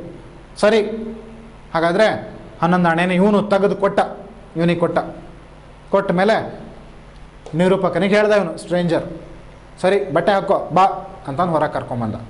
ಇವನು ಮುಗ್ಧನಾಗಿ, ಮಂತ್ರಮುಗ್ಧನಾಗಿ, ಹಿ ವಾಸ್ ವಂಡರ್ ಸ್ಟ್ರಕ್ ಅಂತ ಹೇಳ್ಬೋದು. ಹಿ ವಾಸ್ ವಂಡರ್ಸ್, ಮಂತ್ರಮುಗ್ಧನಾಗಿ ಇವನು ಹಿಂಬಾಲಿಸ್ಕೊಂಡು ಹೊರಗೆ ಬಂದ, ಬಟ್ಟೆ ಹಾಕ್ಕೊಂಡು ಹೊರಗೆ ಬಂದ. ಹೊರಗೆ ಬಂದ ಮೇಲೆ, ಏನಪ್ಪ ನಿನ್ನ ಹೆಸರು ಅಂತ ಕೇಳ್ದ. ವಾಟ್ ಈಸ್ ಯುವರ್ ನೇಮ್ ಅಂತ. ಇವನು ಹೇಳ್ತಾನೇನು, ಐ ಹ್ಯಾವ್ ನೋ ನೇಮ್ ಅಂತ ಹೇಳ್ತಾನೆ. ನನಗೆ ಹೆಸರಿಲ್ಲ, ನನ್ನ ಹೆಸರು ಕೇಳಬೇಡ, ಅನಾಮಿಕ ನಾನು ಅಂತ ಹೇಳ್ತಾನೆ. ಆವಾಗ ಇವನು ಹೇಳ್ತಾನೆ, ನೀನು ನನ್ನನ್ನು ಕಾಪಾಡಿದ್ಯಪ್ಪ, ನಿನ್ನ ಹೆಸರು ಮರ್ಸಿ ಇರಬೇಕು, ಕರುಣಾಮಯಿ ನೀನು ಅಂತ ಹೇಳ್ತಾನೆ. ಕರುಣಾಮಯಿ, ನನ್ನ ಮಾನವನ್ನು ಅಥವಾ 2 ಕಣ್ಣುಗುಡ್ಡೆಗಳನ್ನು ಕಿತ್ತು ಹಾಕೋದನ್ನು ತಡೆದಿದೆಯಾ? ಅಷ್ಟು ಜನರ ನಡುವೆ ನಾನು ಇಮ್ಯಾಜಿನ್ ಮಾಡ್ಕೊಂಡಿದ್ದೆ, ಬೆತ್ತಲಾಗಿ ನಿಂತ್ಕೊಂಡು ಕಣ್ಣು ಕಳ್ಕೊಂಡು ಊರು ಅಲ್ದಾಡೋ ಪರಿಸ್ಥಿತಿ ಬರ್ತಿತ್ತು. ರೆಸ್ಟೋರೆಂಟ್ ಓನರ್ ಕೆಟ್ಟವನು ಮೊದಲೇ, ದುಡ್ಡಿಗೋಸ್ಕರ ಏನಾದ್ರು ಮಾಡ್ತಾರೆ ಇಲ್ಲಿ ಊರಿನ ಜನ ಅಂತ ಗೊತ್ತಲ್ಲ. ಇವನು ಕಣ್ಣುಗುಡ್ಡೆ ಕಿತ್ತಾಕ್ತಾನೆ ಅಂತ ಅನ್ಕೊಂಡ್ಬಿಟ್ಟಿದ್ದ. ನಿನ್ನನ್ನು ಸೇವ್ ಮಾಡಿದ್ಯಾ, your name must be mercy ಅಂತ ಹೇಳ್ತಾನೆ. ಅವನು ನಗ್ತಾನೆ. ಅವನು ನಗುವಿಗೆ ಅರ್ಥ ಕತೆ ಎಂದಾದ್ಮೇಲೆ ಗೊತ್ತಾಗ್ತದೆ ಯಾಕೆ ನಕ್ಕ ಇವನು ಅಂತ. ನಕ್ಕ, ಸರಿ ಬಾ ಅಂತ ಕರ್ಕೊಂಡು ಹೋದ. ಮುಂದೆ ದೂರದಲ್ಲೊಂದು ಬ್ರಿಡ್ಜ್ ಇತ್ತು, ಹಾಳಾಗಿರೋಂಥ ಮುರುಕಲು ಬ್ರಿಡ್ಜ್ ಇತ್ತು, ಮುರುಕಲು ಸೇತುವೆ ಇತ್ತು. ಅಲ್ಲಿ ಹೋಗಿ ನಿಂತ್ಕೊಂಡ್ರು, ಜನ ಯಾರೂ ಇಲ್ಲ. ಅಬ್ಯಾಂಡನ್ಡ್ ಬ್ರಿಡ್ಜ್ ಅಥವಾ ಎ ಬ್ರಿಡ್ಜ್ ವಿತ್ ನೋ ಬಡಿ ದೇರ್. ಅಲ್ಲಿ ಹೋಗಿ ನಿಂತ್ಕೊಂಡ್ರು ಇಬ್ಬರು. ಏನು ಹೇಳ್ದ, ನೋಡು ನನ್ನ ಬಗ್ಗೆ ಯಾರಿಗೂ ಹೇಳಬೇಡ ಅಂತ ಹೇಳ್ದ ಇವನು. ನಾನು ಬಂದಿದ್ದೆ, ನಾನು ಇಂಥವನು, ನಾನು ಹಂಗಿದ್ದೆ, ಏನಿದೆ ಏನು ಹೇಳಬೇಡ, ಯಾರು ಕೇಳಿದ್ರು ಹೇಳಬೇಡ, ನನ್ನ ಕಡೆ ತಿರುಗಿ ನೋಡದೆ ಹೋಗ್ತಾ ಇರ್ಬೇಕು ನೀನು, ತಾಳು 1 ನಿಮಿಷ ತಾಳು ಅಂತ ಹೇಳಿ ತನ್ನ ಬೇರೆ ಬೇರೆ ಪಾಕೆಟ್ಗಳಲ್ಲಿ ಇದ್ದಂತಹ ಒಂದು 5-6 ಪರ್ಸ್ಗಳನ್ನು ತೆಗೆದಿಟ್ಟ. ವ್ಯಾಲೆಟ್ಗಳನ್ನ ಇಟ್ಟ ಎದುರಿಗೆ, ಸಾಲಿಗೆ ಜೋಡಿಸಿಟ್ಟ. ನೋಡು ಇದರಲ್ಲಿ ನಿಂದು ಯಾವುದು ಅಂತ ಕೇಳ್ದ ಇವನಿಗೆ. ಇವನು ತೆಗೆದ ಪರ್ಸ್ಗಳನ್ನು ತೆಗೆದು ಇವನ ಜೇಬುಗಳಲ್ಲಿ ಎಲ್ಲೆಲ್ಲೋ ಜೇಬುಗಳಲ್ಲಿ ಇತ್ತು ವ್ಯಾಲೆಟ್. ನೋಡು ಇದರಲ್ಲಿ ಯಾವ್ದು ನಿಂದು ಅಂತ ಕೇಳ್ದ. ಇವನು ಅದರಲ್ಲಿ ಒಂದು ಸೆಲೆಕ್ಟ್ ಮಾಡ್ದ, ಇದು ನಂದು ಅಂತ ಹೇಳ್ದ. ಸರಿ ತಗೋ ಅಂತ ಹೇಳ್ದ. ಒಳಗೆ ನೋಡ್ದ, ದಿ ಮನಿ ವಾಸ್ ಇಂಟ್ಯಾಕ್ಟ್ ಅಂದರೆ ಅನ್ಟಚ್ಡ್, ಯಾರೂ ಕೂಡ ತೆಗೆದೇ ಇರೋಂಥ ಪರ್ಸ್ ಹಾಗೇ ಇತ್ತು. Money was intact. What you think of this strange man ನಾವು? He has no name. ಇವನೊಬ್ಬ ಪೊಲೀಸ್ ಆಫೀಸರ್ ಆಗಿದ್ದರೆ ಹೆಸರು ಹೇಳ್ತಿದ್ದ. ಕಳ್ಳ ಇವನು, ರಾಬರರ್. ಆದರೆ ಈ ವಿಲ್ ಪರ್ಸನ್ ಆದಂಥ strange man, he had saved the day of the narrator. ಜೀವನವನ್ನು ಉಳಿಸ್ಯಾನೆ, ಮಾನವನ್ನು ಉಳಿಸ್ಯಾನೆ, ಕಣ್ಣುಗುಡ್ಡೆಗಳು ಕಿತ್ಕೊಂಡು ಹೋಗೋದನ್ನು ಉಳಿಸ್ಯಾನೆ, ಬೆತ್ತಲಾಗಿ ಮಾನ ಕಳ್ಕೊಳ್ಳೋದನ್ನು ಉಳಿಸ್ಯಾನೆ. ಕೆಟ್ಟ ಮನುಷ್ಯ ಒಳ್ಳೆಯವನನ್ನು ಕಾಪಾಡಿದಾನೆ. This is the society, this is also the society ಅಂತ ಹೇಳ್ಬೋದು. ಆವಾಗ ಹೇಳ್ತಾನೆ, ತಗೋ ಇನ್ನು ಮುಂದೆ ಎಲ್ಲೂ ಹೇಳಬೇಡ, ಯಾರಿಗೂ ಕೇಳಬೇಡ, ಈ ಕಡೆ ತಿರುಗಿ ನೋಡಿದೆ ಹೋಗ್ತಾ ಇರು ಅಂತ ಹೇಳಿ ವಾಪಸ್ ಪುನಃ ಅವನನ್ನು ಕಳಿಸ್ತಾನೆ. ಹೋಗೋಕ್ಕೆ ಮುಂಚೆ ಇವನು ಹೇಳ್ತಾನೆ, ಮೇ ಗಾಡ್ ಬ್ಲೆಸ್ ಯು ಅಂತ ಹೇಳ್ತಾನೆ. ನೋಡಿ ಯಾರು ಹೇಳ್ತಾ ಇರೋದು? ಇವನು ಹೇಳ್ತಾನೆ. ಇವ್ರು ಯಾರು ಹೇಳಿದ್ರ? ಮೇ ಗಾಡ್ ಬ್ಲೆಸ್ ಯು ಇವ್ರು ಹೇಳಿದ್ರ? ಓನರ್ ಹೇಳಿದ್ನ? ಇಲ್ಲ. May God bless you people ಹೇಳಿದ್ರ? ಇಲ್ಲ. ಯಾರು ಹೇಳ್ತಾ ಇದ್ದಾರೆ? ಒಬ್ಬ ಕಳ್ಳ ಹೇಳ್ತಾ ಇದ್ದಾನೆ, ಮೇ ಗಾಡ್ ಬ್ಲೆಸ್ ಯು. ಇಲ್ಲಿ ತನಕ ಇವನು ಅಂದ್ಕೊಂಡಿದ್ನಲ್ಲ, ಈ ಊರಲ್ಲಿರೋ ಜನ ಎಲ್ಲ ಕೆಟ್ಟವರು, ಕಳ್ಳರು, ಕೊಲೆಗಡಕರು ಅಂತ ಅಂದ್ಕೊಂಡಿದ್ದಲ್ಲ, ಅದು ಇವನ ತಲೆಯಿಂದ ಹೋಯ್ತೀಗ, ಭ್ರಮೆ ಹೋಯ್ತು. ಇನ್ಮುಂದೆ ಏನು ಅನ್ಕೋತಾನೆ, ಒಳ್ಳೆ ಜನನೂ ಇದ್ದಾರಪ್ಪ ಕೆಟ್ಟವ್ರ ನಡುವೆ ಅಂತ ಇವನಿಗೆ ಅನ್ನಿಸ್ತು. ಅದಕ್ಕೆ ಇವನ ಬಾಯಲ್ಲಿ ತಕ್ಷಣವೇ ಇವನು ಹೇಳಿದ್ನಲ್ಲ ಮೇ ಗಾಡ್ ಬ್ಲೆಸ್ ಯು ಅಂತ ಇವನು ಹೇಳಿದ ತಕ್ಷಣವೇ ಇವನು ರಿಟರ್ನ್ ಹೇಳ್ತಾನೆ, ಮೇ ಗಾಡ್ ಬ್ಲೆಸ್ ಯು. ಇಬ್ಬರು ಪರಸ್ಪರ ಮೇ ಗಾಡ್ ಬ್ಲೆಸ್ ಯು ಅಂತ ಹೇಳ್ಕೊತಾರೆ. ಇವನು ಹೋಗ್ತಾನೆ, ಕಣ್ಣಿಗೆ ಕಾಣದೆ ಹೋಗ್ತಾನೆ. ಇವನು ಕೂಡ ಹಿಂತಿರುಗಿ ವಾಪಸ್ಸು ಇದೇ ನಗರಕ್ಕೆ ವಾಪಸ್ ಬರ್ತಾನೆ. ಈ ನಗರ ಅನ್ನುವಂಥ ಕೊಂಪೆ ಇದೆಯಲ್ಲ, ಸಿನಿಮಾದಲ್ಲಿ ತೋರಿಸ್ತಾರಲ್ಲ, ಈ ನಗರಕ್ಕೆ ಏಮಾಯಿಂದಿ ಅಂತ, ಆ ಥರ ಅಲ್ಲ. ಈ ನಗರ ಅನ್ನುವಂಥ ಈ ಕೊಂಪೆನಲ್ಲಿ ಇವನು ಜೀವನ ಮಾಡೋಕ್ಕೆ ಮತ್ತೆ ವಾಪಸ್ ಬರ್ತಾನೆ. ಸೊಸೈಟಿ ಹಾಗೇ ಇದೆ ಗೆಳೆಯರೇ. ಸೊಸೈಟಿ ಅಂದಮೇಲೆ ಒಳ್ಳೆಯವರು ಇರ್ತಾರೆ, ಕೆಟ್ಟವರು ಇರ್ತಾರೆ. ಕೆಟ್ಟವರಲ್ಲಿ ಒಳ್ಳೆತನೂ ನೋಡ್ಕೋಬೇಕು, ಒಳ್ಳೆಯವರಲ್ಲಿರುವಂಥ ಒಳ್ಳೆತನೂ ನೋಡ್ಕೋಬೇಕು. ಇದು ಒಂದು ಮಾರಲ್ ಅಂತ ಹೇಳ್ಕೊಬೋದು. ಮಾರಲ್ ಆಫ್ ದಿ ಸ್ಟೋರಿ ಒಂದೇ, narrator was saved by this stranger ಅಂತ ಹೇಳ್ಬೋದು. ಮಾರಲ್ ಆಫ್ ದಿ ಸ್ಟೋರಿ ಹೇಳ್ಬೋದು. ಭಾಳಷ್ಟು ಮಾರಲಿಟಿ ಇದೆ ಇದರಲ್ಲಿ. ನೀವು ನಿಮ್ಮ ಅನುಭವಕ್ಕೆ ಬಂದ ಹಾಗೆ ಇದನ್ನು ನೋಡ್ಕೋಬೋದು. ನಿಮಗೂ ಕೂಡ ಯಾರು ಹೆಲ್ಪ್ ಮಾಡಿದಂಥ ಕ್ಷಣಗಳಿರ್ಬೋದು, ಅದನ್ನು ನೆನೆಸ್ಕೊಳ್ಳಿ ಅಂತ ಇಲ್ಲಿ ಹೇಳ್ತಾ ಇದೆ ಕತೆ. ಇದಿಷ್ಟು ಕಥೆಯ ಸಾರಾಂಶವನ್ನು ಇಂಗ್ಲೀಷಲ್ಲೂ ಹೇಳಾಯಿತು, ಈಗ ಕನ್ನಡದಲ್ಲೂ ಹೇಳಾಗಿದೆ ಗೆಳೆಯರೆ. ಈಗ ನಾವು ಕಥೆಯನ್ನು, ಇಂಗ್ಲೀಷ್ನಲ್ಲಿರುವಂಥ ಈ ಕಥೆಯನ್ನು ಲೈನ್ ಬೈ ಲೈನ್ ನೋಡ್ತಾ, ಏನು ವಿಷಯಗಳೇನಾದ್ರು ಬಿಟ್ಟೋಗಿದೆಯಾ, ಯಾವುದಾದ್ರು ಪಾಯಿಂಟ್ಸ್ ಬಿಟ್ಟೋಗಿದ್ರೆ ನಾವು ಎಕ್ಸಾಮ್ ಪಾಯಿಂಟ್ ಆಫ್ ವ್ಯೂಯಿಂದನೂ ಕೂಡ ಮೆಮೊರೈಸ್ ಮಾಡ್ಕೊಳ್ಳೋದಕ್ಕೆ ಹೆಲ್ಪ್ ಆಗೋ ಹಾಗೆ ನಾವು ಓದ್ಕೊಳ್ಳೋಣ. ಒಂದು ವಿಷಯವನ್ನು ನೆನ್ಪಿಟ್ಕೊಳ್ಳಿ ಗೆಳೆಯರೆ, ಟೆಕ್ಸ್ಟ್ ಬುಕ್ಕನ್ನು ಓದಬೇಕು ನೀವು. ಗೈಡ್, ನೋಟ್ಸ್ ಅದು ಆಮೇಲೆ ಓದೋವಂಥದ್ದು. ಗೈಡ್ ಓದಬೇಡಿ ಅಂತ ಹೇಳ್ತೀನಿ. ಕಾಲೇಜಿಂದ ನಾವೇ ರೆಡಿ ಮಾಡಿಕೊಟ್ಟಿರುವಂಥ ನೋಟ್ಸ್ ಇದೆ, ಆ ನೋಟ್ಸನ್ನು ಓದಿ. ಸ್ಟಡಿ ಮೆಟೀರಿಯಲ್ನ ಪ್ರಿಂಟೆಡ್ ಸ್ಟಡಿ ಮೆಟೀರಿಯಲ್ ಕೊಟ್ಟಿದ್ದೀವಿ ಇದ್ರ ಮೇಲೆ, ಅದನ್ನು ಓದ್ಕೊಳ್ಳಿ. ಈ ಟೆಕ್ಸ್ಟ್ ಬುಕ್ಕನ್ನು ಮೊದಲು ಓದಿ. ಬರೀ ಯೂಟ್ಯೂಬ್ ವಿಡಿಯೋ ನಾನು ಹೇಳಿರೋ ಮಾತುಗಳನ್ನು ಕೇಳಿಸ್ಕೊಂಡು ಪೂರ್ತಿ ಅರ್ಥ ಆಗ್ಬಿಡ್ತು ಅಂದ್ಕೋಬೇಡಿ. ನಾನು ಕೂಡ ಪುಸ್ತಕದಲ್ಲಿರುವಂಥ ಶಬ್ದಗಳನ್ನು ಕೂಡ ಬಳಸಿರ್ತೀನಿ, ಅದನ್ನು ಬಳಸಬೇಡಿ. ಪುಸ್ತಕದಲ್ಲಿರೋ ಶಬ್ದಗಳನ್ನು ಮಾತ್ರ ಬಳಸಿ. ನಾನಿಲ್ಲಿ ಮರ್ಡರರ್ಸ್, ರಾಬರರ್ಸ್, ಥೀವ್ಸ್ ಅಂತ ಹೇಳಿದೆ, ಡಕಾಯ್ಟ್ಸ್ ಅಂತ ಹೇಳಿದೆ. ಡಕಾಯ್ಟ್ಸ್ ಅನ್ನೋ ಶಬ್ದ ಬುಕ್ಕಲ್ಲಿಲ್ಲ. ಬುಕ್ಕಲ್ಲಿ ಯಾವ ಶಬ್ದ ಇದೆ ಅದು ಮಾತ್ರ ಬಳಸಿ. ಆಯಿತಾ. ನೀವು ಡಕಾಯಿಟ್ಸ್ ಅಂತ ಬಳಸಬೇಡಿ, ಬ್ಯಾಂಡಿಟ್ಸ್ ಅಂತ ಬಳಸಬೇಡಿ. ಇಲ್ಲಿ ರಾಬರರ್ಸ್, ಮರ್ಡರರ್ಸ್, ಥೀವ್ಸ್ ಇದನ್ನು ಬಳಸಿ. ಈ ಥರ ಶಬ್ದಗಳು ಪುಸ್ತಕದಲ್ಲಿರೋದನ್ನೇ ಬಳಸಿದ್ರೆ ನಿಮಗೆ ಒಳ್ಳೆ ಮಾರ್ಕ್ಸ್ ಸಿಗ್ತದೆ ಎಕ್ಸಾಮಲ್ಲಿ. You will get good marks in examination while you use the same words and phrases or the sentences from the textbook only. Remember this, my dear friends, my dear students, remember this. Now we shall start reading this story now. Page number 30. You have no definite plans.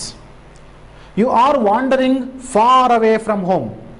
You have no money with you. You do not know the local language. You can speak English and Hindustani, but very few people know either of these languages.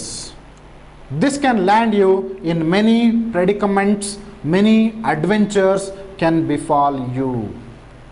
This is like a foreword, like giving a kind of introductory philosophized words, sentences for this whole story which is going on, which is going to happen in the future paragraphs. Okay, he says that, please observe this line. It is like overall point of view, like a spotlight, giving a spotlight to the event that goes on one day of the narrator. Okay, it is like spreading the spotlight. Look here, he is addressing the readers, us. He is addressing us. We have no definite plans. You have no definite plans. ಅಂದ್ಕೊಳ್ಳಿ, imagine ಅಂತ ಅಂದ್ಕೊಳ್ಳಿ ನೀವೀಗ. Imagine you don't have definite plans. ನಿಮಗೆ ಯಾವ definite plan ಇಲ್ಲ, ಒಂದು ಸಿಟಿಲಿ ಇದ್ದೀರಿ. You are wandering around far away from home. ಮನೆಯಿಂದ ತುಂಬ ದೂರದಲ್ಲಿದ್ದೀರಿ ಅಂತ ಅಂದ್ಕೊಳ್ಳಿ. ತುಂಬ ದೂರದಲ್ಲಿ, ಹೆಲ್ಪ್ ಮಾಡೋಕ್ಕೆ ಯಾರೂ ಇಲ್ಲ, ಪರಿಚಯಸ್ಥರು ಯಾರೂ ಇಲ್ಲ ಸಿಟಿಲಿ, ಒಬ್ಬಂಟಿ, ಏನು ಮಾಡಬೇಕು ಗೊತ್ತಿಲ್ಲ, ಹಣ ಇಲ್ಲ, ಏನಾಗಬೇಕಾಗತ್ತೆ? ವಾಂಡರಿಂಗ್ ಅರೌಂಡ್, ಅಲೆದಾಡೋದು. ವಾಂಡರಿಂಗ್ ಅಂದರೆ ದಿಕ್ಕು ದೆಸೆಯಲ್ಲದೆ ಅಲ್ಲಾಡೋದು. Wandering around far away from home, ಮನೆಯಿಂದ ತುಂಬ ದೂರದಲ್ಲಿದೆಯಾ. You have no money with you, ಹಣವೂ ಇಲ್ಲ. You do not know the local language, ಇಲ್ಲಿಯ ಸ್ಥಳೀಯ ಭಾಷೆಯೂ ಕೂಡ ಗೊತ್ತಿಲ್ಲ ನಿನಗೆ. ಹಾಗಿದ್ದಾಗ ಏನಾಗ್ತದೆ? You can speak English and Hindustani only, but very few people know either of these languages. ಭಾಳ ಕಡಿಮೆ ಜನ ಸಿಗ್ತಾರೆ ಇಲ್ಲಿ ಅಂದರೆ ಹೇಳ್ತಾ ಇರೋದು ಹಾಗೆ. They can land you in many predicaments. Predicaments mean dangerous situations, conflicts, crisis, difficulties. These are predicaments. ಇವನಿಗೆ ಬಂದಿದ್ದು ಅದೇ, ಕಾನ್ಫ್ಲಿಕ್ಟ್, ಡಿಫಿಕಲ್ಟಿ, ಪ್ರೆಡಿಕಮೆಂಟ್ ಇವನಿಗೆ ಬಂದಿದ್ದು. ಇದನ್ನು ಸೇವ್ ಮಾಡಿದ್ದು ಇವನು. ಈಗ ಅದನ್ನೇ ಹೇಳ್ತಾ ಇದ್ದ ನೋಡಿ. Many adventures can befall you. Adventures ಆಗಬೇಕಾದ್ರೆ ಇವನು ಅಡ್ವೆಂಚರ್ ಮಾಡ್ದ, ಹೆದರ್ಕೊಂಡ, ಬಟ್ಟೆ ಬಿಚ್ಚಿದ, ಕೋಟ್ ಬಿಚ್ಚಿದ, ಅಡ್ವೆಂಚರಸ್ ಆಗಿತ್ತು ಸಿಚುವೇಶನ್. ಭಾಳ ಕಷ್ಟಪಟ್ಟು ಹೊರಗೆ ಬಂದ ಇವನ್ ಹೆಲ್ಪಿಂದ. ಅದನ್ನು ಹೇಳ್ತಾ ಇದ್ದಾರೆ ಇಲ್ಲಿ. You find yourself caught in a dangerous situation. A total stranger rescues you. A total stranger rescues ಅಂದರೆ ಬಚಾವ್ ಮಾಡೋದು, ಸೇವ್ ಮಾಡೋದು. Even after years pass by, you will sometimes remember the man and wonder why he did so. ಭಾಳಷ್ಟು ಕಾಲಗಳು, ವರ್ಷಗಳಾದಮೇಲೂ ಕೂಡ ಆ stranger help ಮಾಡಿದ್ದನ್ನು ನೀವು ಕೊನೆಗೂ ನೆನ್ಪಿಟ್ಕೊಂಡೇ ಇರ್ತೀರಿ. ಆ ಥರ ನೆನ್ಪಿಟ್ಕೊಂಡೇ ಇರಬೇಕಾಗ್ತದೆ. ಅಂತಹ ಸಮಯ ನಿಮಗೆ ಬಂದಿದ್ದರೆ ಹೇಗೆ ಗೆಳೆಯರೇ, ಹೇಗೆ ಓದುಗರೇ ಅಂತ ಓದುಗರನ್ನು ಅಡ್ರೆಸ್ ಮಾಡಿ ಹೇಳ್ತಾ ಇದ್ದಾನೆ. Let us say it is I, not you.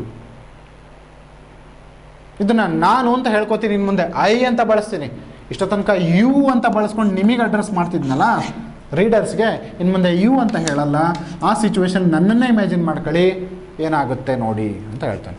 Many adventurous may sometime befall you ಅಂತಂದರೆ ನಿಮ್ಮ ಮುಂದೆ ಬಂದು ಧುತ್ ಅಂತ ಬಂದು ಎರಗಬಹುದು ಅಂತ, ಅದನ್ನು ಹೇಗೆ ಸಿಬಾಯಿಸ್ತೀರಿ. Next paragraph. I am now narrating an experience which I had. ಒಂದು ಎಕ್ಸ್ಪೀರಿಯನ್ಸ್ ಆಯಿತು ಜೀವನದಲ್ಲಿ ನಾನು ಹೊಂದಿದೆ. ಏನದು? I have some vague notions about human beings including myself. Vague notion, vague ಅಂದ್ರೇನು?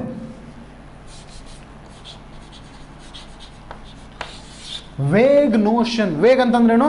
Not particular, not clear, not consolidated. Vague notion, notion ಅಂದರೆ ಅರ್ಥವಂತಿಕೆ, ಅರ್ಥೈಸಿಕೊಂಡಿರೋದು, ಅದರ ಬಗ್ಗೆ ಒಂದು ಪರಿಗ್ರಹಗಳು, ಪರಿಕಲ್ಪನೆಗಳು, ಒಂದಿಷ್ಟು ಬ್ಲರ್ ಆಗಿರುವಂಥ ಪರಿಕಲ್ಪನೆಗಳು, ಒಂದಿಷ್ಟು ಪರ್ಟಿಕ್ಯುಲರ್ ಅಲ್ಲದೆ ಇರುವಂಥ ಅನಿರ್ದಿಷ್ಟವಾಗಿರುವಂತಹ ಪರಿಕಲ್ಪನೆಗಳಿರ್ಬೋದು ನಮಗೆ. ಯಾರ ಬಗ್ಗೆ? ಜನರ ಬಗೆಗಿರ್ಬೋದು ಅಥವಾ ತಮ್ಮ ಸ್ವಂತದ ಬಗೆಗೂ ಇರ್ಬೋದು, ಪರ್ಟಿಕ್ಯುಲರ್ ಅಲ್ಲದೆ ಇರುವಂಥ ಇರ್ಬೋದು. Vague notions. There are around me good men and thieves, those who suffer from various infectious diseases and from madness. ಇಲ್ಲಿರೋ ಜನ ಏನೋ, there are suffering from various infectious diseases and madness. Infectious disease, what is infectious disease? Disease is money-mindedness is disease. It infects so many people. If you become money-minded, other people will also get infected. This is the infectious disease. And madness. He is metaphorically telling that money is the madness, these people are mad, these people are infectious, they are infected with this disease called money madness. ಅಂತಹ ಜನ. One has to live carefully, ಇಂಥ ಜಾಗದಲ್ಲಿ ಭಾಳ ಕೇರ್ಫುಲ್ಲಾಗಿ ಬದುಕಬೇಕು ಅಂತ ಹೇಳ್ತಾ ಇದ್ದಾನೆ ನಿರೂಪಕ. The world has more evil than good. ಪ್ರಪಂಚ ಒಳ್ಳೆಯವ್ರಿಗಿಂತ ಕೆಟ್ಟವರೇ ಜಾಸ್ತಿ ಇದ್ದಾರೆ. ನೋಡಿ, ಒಳ್ಳೆಯವನ ಸಂಖ್ಯೆ ಕಡಿಮೆ, ಒಬ್ಬನೇ ಒಳ್ಳೆಯವನು ಅಥವಾ ಇವನೊಬ್ಬ ಸೇರ್ಕೊಂಡು ಇಬ್ಬರೇ ಒಳ್ಳೆಯವರು. ಯಾಕೆಂದರೆ ಒಳ್ಳೆಯವ್ರಿಗೆ ಬಡವ್ರಿಗೆ ಹೆಲ್ಪ್ ಮಾಡ್ತಾ ಇದ್ದಾನೆ ಅವನು. ಇಬ್ಬರೇ ಒಳ್ಳೆಯವ್ರ ನಡುವೆ ಭಾಳಷ್ಟು ಜನ ಕೆಟ್ಟವರಿದ್ದಾರೆ ಇಲ್ಲಿ. ಆದರೆ ನಾವು ಅಂದ್ಕೊಳ್ಳೋದೇನು, ಇವರು ಭಾಳಷ್ಟು ಜನ ಕೆಟ್ಟವರು ಅನ್ಕೋತೀವಿ, ಇವರು ಒಳ್ಳೆಯವರು ಅನ್ಕೊಂಡ್ಬಿಡ್ತೀವಿ. ಇದು ನಮ್ಮ ಸೊಸೈಟಿಯ ಟ್ರಾಜಿಡಿ. ನಾವೆಲ್ಲ ಅಂದ್ಕೊಳ್ಳೋದೇ ಹಾಗೆ. ಹರಿದ ಬಟ್ಟೆ ಹಾಕ್ಕೊಂಡಿದ್ದಾನ ಕೆಟ್ಟವನು, ಒಳ್ಳೆ ಬಟ್ಟೆ ಹಾಕ್ಕೊಂಡಿದ್ದಾನ ಒಳ್ಳೆಯವನು. ಹಾಗೆ ಅನ್ಕೋಬೇಡಿ ಗೆಳೆಯರೆ, ಎರಡರಲ್ಲೂ ಕೂಡ ಮಿಕ್ಸ್ ಕಲಬೆರಕೆ ಇರ್ತದೆ. Next, let me record here. V realise this only after we get hurt. Hurt ಆದ್ಮೇಲೆ ಗೊತ್ತಾಗ್ತಾರೆ ಗೆಳೆಯರೇ. ಇದು ಒಳ್ಳೆಯವನಿಂದ, ಒಳ್ಳೆ ಬಟ್ಟೆ ಹಾಕ್ಕೊಂಡಿಂದ ಹರ್ಟ್ ಆದಾಗ ಗೊತ್ತಾಗುತ್ತೆ ಇವನು ಕೆಟ್ಟವನು ಅಂತ ಅನಿಸುತ್ತೆ. ಹರಿದ ಬಟ್ಟೆ ಹಾಕ್ಕೊಂಡವನಿಂದ ಒಳ್ಳೆಯದಾದಾಗ ನಿಮಗೆ ಗೊತ್ತಾಗ್ತದೆ, ಓ ಇವನು ಒಳ್ಳೆಯವನು ಅಂತ ಅನಿಸುತ್ತೆ. ಹಾಗೆ ಇನ್ ಯು ಗೆಟ್ ಹರ್ಟ್ ಆದಾಗ ಗೊತ್ತಾಗುತ್ತೆ ನಿಮಗೆ ಅಂತ ಹೇಳ್ತಾರೆ. Let me record here that incident which was perhaps quite insignificant. ಒಂದು ಇನ್ಸಿಗ್ನಿಫಿಕೆಂಟ್ ಅನ್ಬೋದು, ನಿಮಗೇನೋ ಭಾಳ ಮುಖ್ಯ ಅಲ್ಲದೆ ಇರ್ಬೋದು, ಅಂಥದ್ದನ್ನು ನಾನು ಹೇಳ್ತಾ ಇದ್ದೀನಿ, ಕೇಳಿಸ್ಕೊಳ್ಳಿ. It was quite a big city in the valley of a mountain.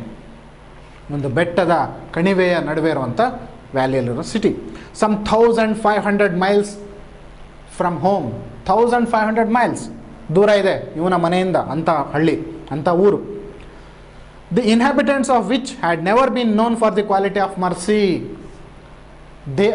these people of this big city are never been known for the quality of mercy. Mercy ಅನ್ನೋದೇ ಇಲ್ಲ ಅಂತ ಜನರಿಗೆ, ಅಂಥದ್ರಲ್ಲಿ ಮರ್ಸಿಯನ್ನು ಹುಡುಕಬೇಕು. ದೇ ವರ್ ಕ್ರೂಯಲ್ ಪೀಪಲ್, ಭಾಳ ಕಟುಕರು. Murder, robbery, pick pocketing, these were daily occurrences. ಪ್ರತಿ ದಿನ ನಡೀತಾ ಇತ್ತು ಆ ಊರಲ್ಲಿ, ಅಂತಹ ಸಿಟಿ ಇದು. By tradition the people were professional soldiers. ನೆನಪಿರಲಿ, ಎಕ್ಸಾಮಿಗೆ ಆನ್ಸರ್ ಮಾಡಬೇಕು. ಈ ಪ್ಯಾರಾಗ್ರಾಫ್ ಭಾಳ ಇಂಪಾರ್ಟೆಂಟ್ ಇದು, ನೆನಪಿರಲಿ. ಈ ಪ್ಯಾರಾಗ್ರಾಫ್ನ ಭಾಳ ಗಮನ ಕೊಟ್ಟು ಓದ್ಕೊಳ್ಳಿ. By tradition the people were professional soldiers. ಒಂದಾನೊಂದು ಕಾಲದಲ್ಲಿ ಸೋಲ್ಜರ್ಸ್ ಇದ್ರು ಈ ಸಿಟಿಲಿ. Some of them went to distant places and lent out money on interest. ಭಾಳಷ್ಟು ಜನ ಈ ಊರನ್ನು ಬಿಟ್ಟು ಹೊರಗೆ ಹೋದವರು ಲೆಂಟ್ ಔಟ್ ಮನಿಯನ್ನು ಲೆಂಡಿಂಗ್, ಸಾಲ ಕೊಡ್ತಾ ಇದ್ರು ಬಡ್ಡಿಗೆ, ಇಂಟ್ರೆಸ್ಟ್ ಬಡ್ಡಿ. Many others served as watchman in banks. ಭಾಳಷ್ಟು ಜನ ದೊಡ್ಡ ದೊಡ್ಡ ಸಿಟಿಗೆ ಹೋದರೆ ಏನು ಮಾಡಿದರು, ಬ್ಯಾಂಕಲ್ಲಿ ವಾಚ್ಮನ್ ಕೆಲಸ ಮಾಡಿದರು. Mills and large commercial establishments.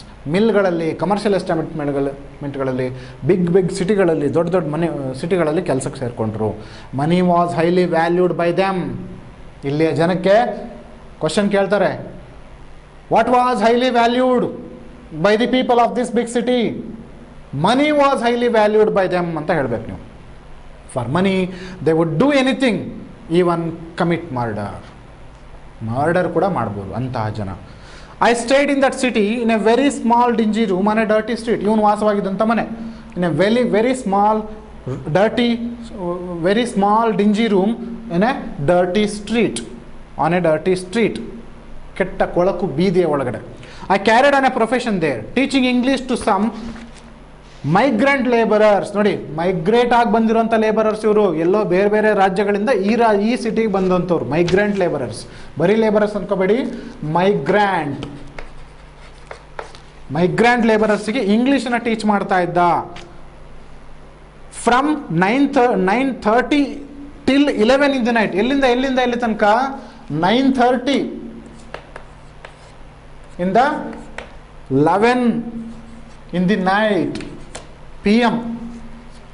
ಸಂಜೆ 9:30 11 ಗಂಟೆ. ನೆನಪಿರಲಿ, ಇದು ಮರಿಬೇಡಿ, ಈ ಪಾಯಿಂಟನ್ನು ಮರಿಬಾರ್ದು. 9:30 in the evening to 11 in the night. ಈ ಸಂದರ್ಭದಲ್ಲಿ ಇಂಗ್ಲೀಷನ್ನು ಟೀಚ್ ಮಾಡ್ತಾ ಇದ್ದ. I taught them to write addresses in English. ಗಮನ ಇರಲಿ ಈ ಪಾಯಿಂಟ್, ಇದು ನೆನಪಿರಲಿ. Learning to write an address in English was considered a great education there. ಇಂಗ್ಲೀಷನ್ನು ಬರೆಯೋದು ಅಂತಂದರೆ ದೊಡ್ಡ ಎಜುಕೇಷನ್ ಅವಾಗಿನ ಕಾಲದಲ್ಲಿ.